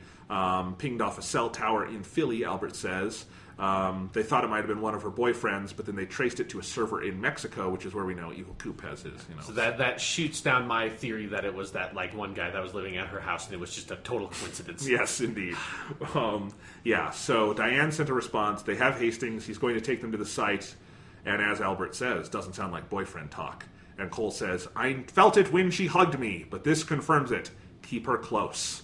So that's interesting. They're working on Diane. I think this is a plot thread that's interesting because this could lead them back to Evil Cooper. Yeah. And see where that goes. Yeah. And I like that the turnaround on that was really quick. I like that we didn't have to wait like 3 episodes to see what came of that text message. Absolutely. Then Agent Tammy Baldwin comes in and mentions the penthouse murders in New York, which we have not heard about since the premiere. Yeah. And we have this picture, and it's an image of Evil Cooper. I think he's sitting in the box, facing like a scientist dude. And as Cole says, "Damn, this is something. This is really something." And I thought the same thing. Yeah. Because it was kind of startling to see the box again, to see Evil Cooper in there. I kind of thought the box might have been something we weren't going to get back to. Yeah. So that was that maybe it was just like the box was more suggestive of like this, like the dimensional stuff, transferring into our world, or however the fuck you want to read that shit. Yeah. But yeah, it seems like maybe that is going to be something that comes back in a more direct fashion. Between that and the hints we've had about Evil Cooper looking for ways to escape the Red Room and the coordinates he's looking for, it feels like Evil Cooper has some kind of like Lovecraftian plan to unleash a horror on this world, to unleash Cthulhu, basically. Mm-hmm. I would not put it past the show if that's how it basically ended up. Cthulhu is part of the public domain. They could actually literally use Cthulhu. I've said this. I think it is a real possibility that Twin Peaks: The Return has an anime ending where they have to fight a god. Mm-hmm. That is not out of the realm of possibility. Yeah. Just, keep that in mind. We do have a scene at the Great Northern with Ben Horn, who's on the phone with Sylvia. Hears about the incident with Richard. She's very mad at him. Seems they're divorced. And Ben, after hanging his head, calls for Beverly and sees if she wants to have dinner with him. Very nice scene as played by Richard Bamer, I thought. Yeah. And I liked kind of that he's been resisting Beverly, and now he's like maybe going to go into this affair with her. It's a small recurring thread, but they've been good scenes. Yeah, because they definitely, like the past couple of episodes, have kept on checking in on him, so it feels like that's going to go somewhere. Yeah. And, Richard Bamer, obviously, he's aged 25 years, and he looks older. His voice has not changed. Yeah. He's a singer. He was a Broadway star. Like, that makes sense. But, like, it's just he totally feels like the actor he was 25 years ago, and that's amazing. Even if he does, as people have pointed out, look like David Letterman. That's just part of the deal. That's just part of the deal. All right. We have something I was very surprised by. The last sort of main scene in this episode is a log lady scene. Yeah. Where she's on the phone with Hawk. And I want to read this because I thought her monologue here, you could put this as, like, to me, the thesis of, like, the whole series put into words. Yeah. She says, "Hawk, electricity is humming. You hear it in the mountains and rivers. You see it dance among the seas and stars, and glowing around the moon. But in these days, the glow is dying. What will be in the darkness that remains? The Truman brothers are both true men. They are your brothers. And the others, the good ones, who have been with you. Now the circle is almost complete. Watch and listen to the dream of time and space. It all comes out now, flowing like a river. That which is and is not. Hawk, Laura is the one." There's been a lot of writing for the Log Lady over the life of the series, including the little Log Lady intros. Have you ever seen those? Yeah. They're on your DVD box set. And they're fun. That, to me, is far and away the best piece of writing given to the Log Lady. I think it's one of the most beautiful things David Lynch has ever written. And God bless Catherine Coulson. Yeah. She was phenomenal in that scene. And again, got the oxygen in. We knew she was close to death when she filmed this. Really powerful scene to me. Yeah, the line "the glow is dying" in particular felt like that captured something about that, like Lynchian, and particularly like this series of Twin Peaks: The Return, of like this sense of like almost entropy or decay of just like things are dying out and just kind of getting worse and unpleasant, and like coupled with like what we've talked about, like these three like really intense and like progressively I think kind of like more intense scenes of direct like abuse, and that just there's something about that line that so simply captures that feeling of the glow is dying.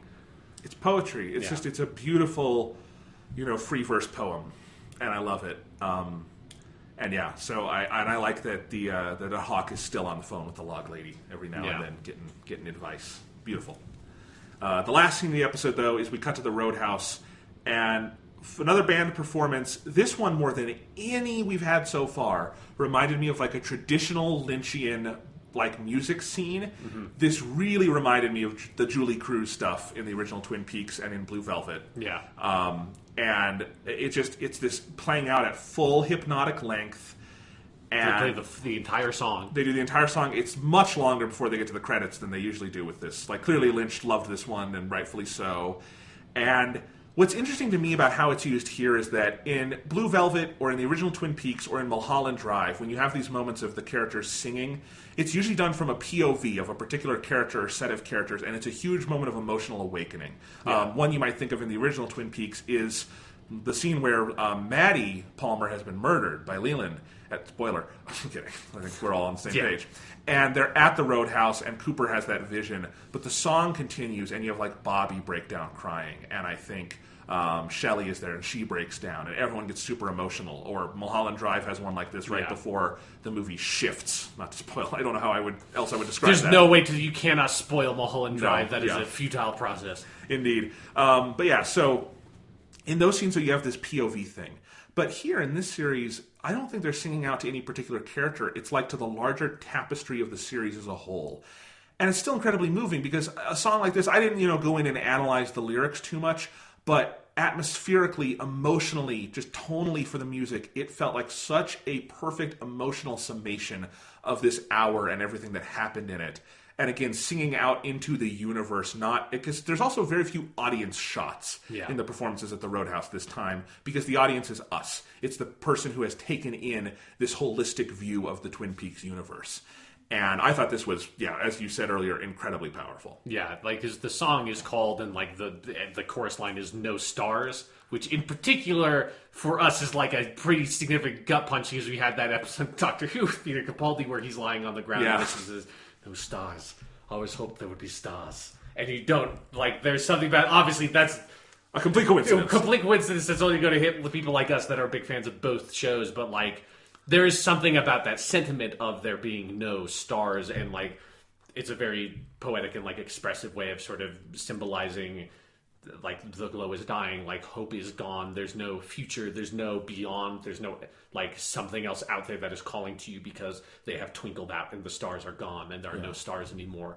And that, like, it's a really haunting, beautiful performance. I liked it a lot. Yeah. This, I thought, as an episode, like as a relatively normal episode of Twin Peaks The Return, not like an episode 3 or 8. Yeah. Absolutely incredible. I think it was it jumped around to a lot of places, but I think with an incredible amount of focus. It had some very fun stuff. It also, I think, had a very interesting through line of darkness down to the last scene with the log lady and then this performance. This one left me pretty floored. Yeah, it's just one of those things of what we've been talking about this show has such an impressive ability to both be telling this like really intricate serialized story, but then also making sure the episodes feel contained and thematically coherent and singular.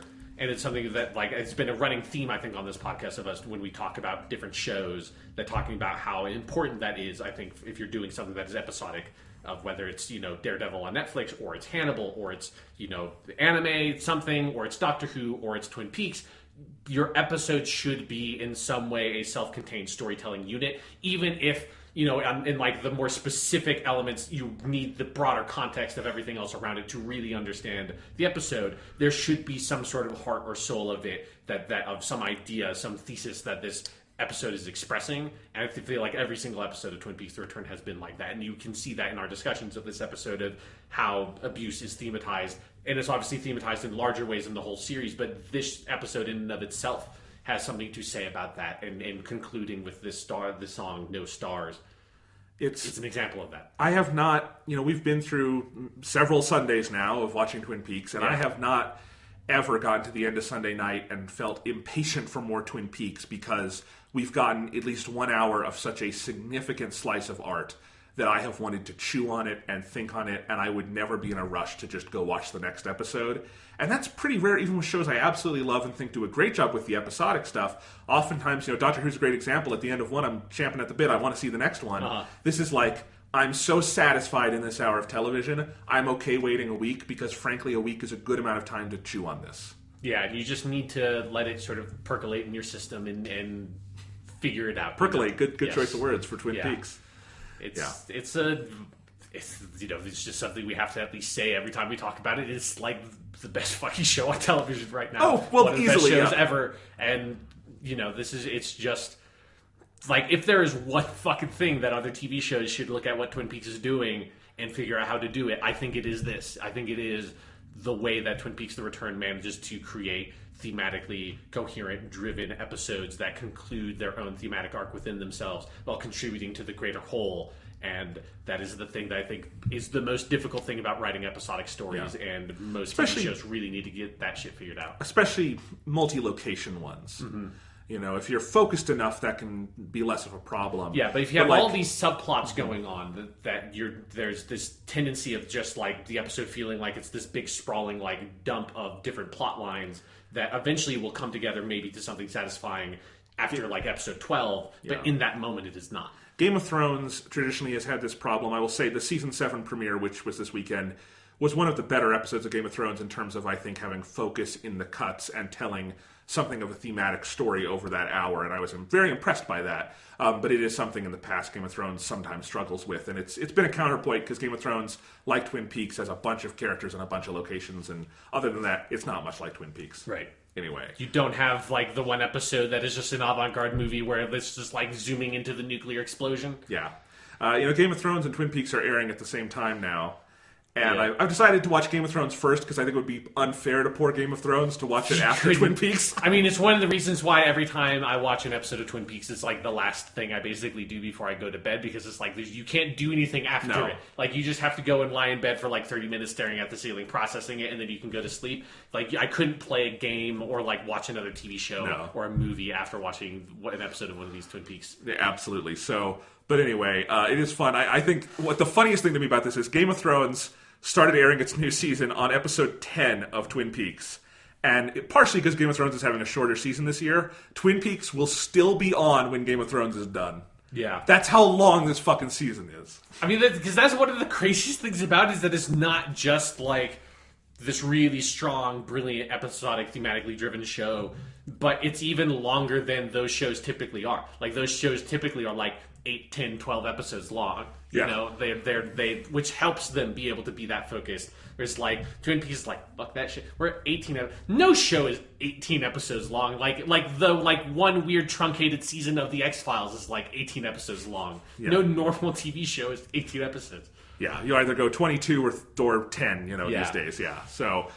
Oh, it's fun. God bless Showtime. As I said on Twitter, I really hope this is successful enough that Showtime greenlights David Lynch Presents, where he just does like half-hour avant-garde films, and he does an Alfred Hitchcock-style opening to each of them where he talks about it. Yeah, and all of them star either Naomi Watts or Kyle MacLachlan or both. Or Laura Dern. I was going to say, or Laura Dern. Yeah, we can mix them up. Yeah, it's going to be great. Just like a rolling cast. Yes.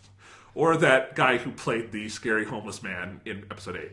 Sure, yeah. He could be in there as the evil doer. Yes, the further adventures of Mr. God of Light. All right, we will be back next week. It will be our 199th episode. Fuck. And yes, I do have a minor heart palpitation every time I write the episode number we're on now. That's so many. That's so many episodes. Man, Jonathan, this podcast has been a lot of things, but the fact that we've gotten this far sure is peculiar.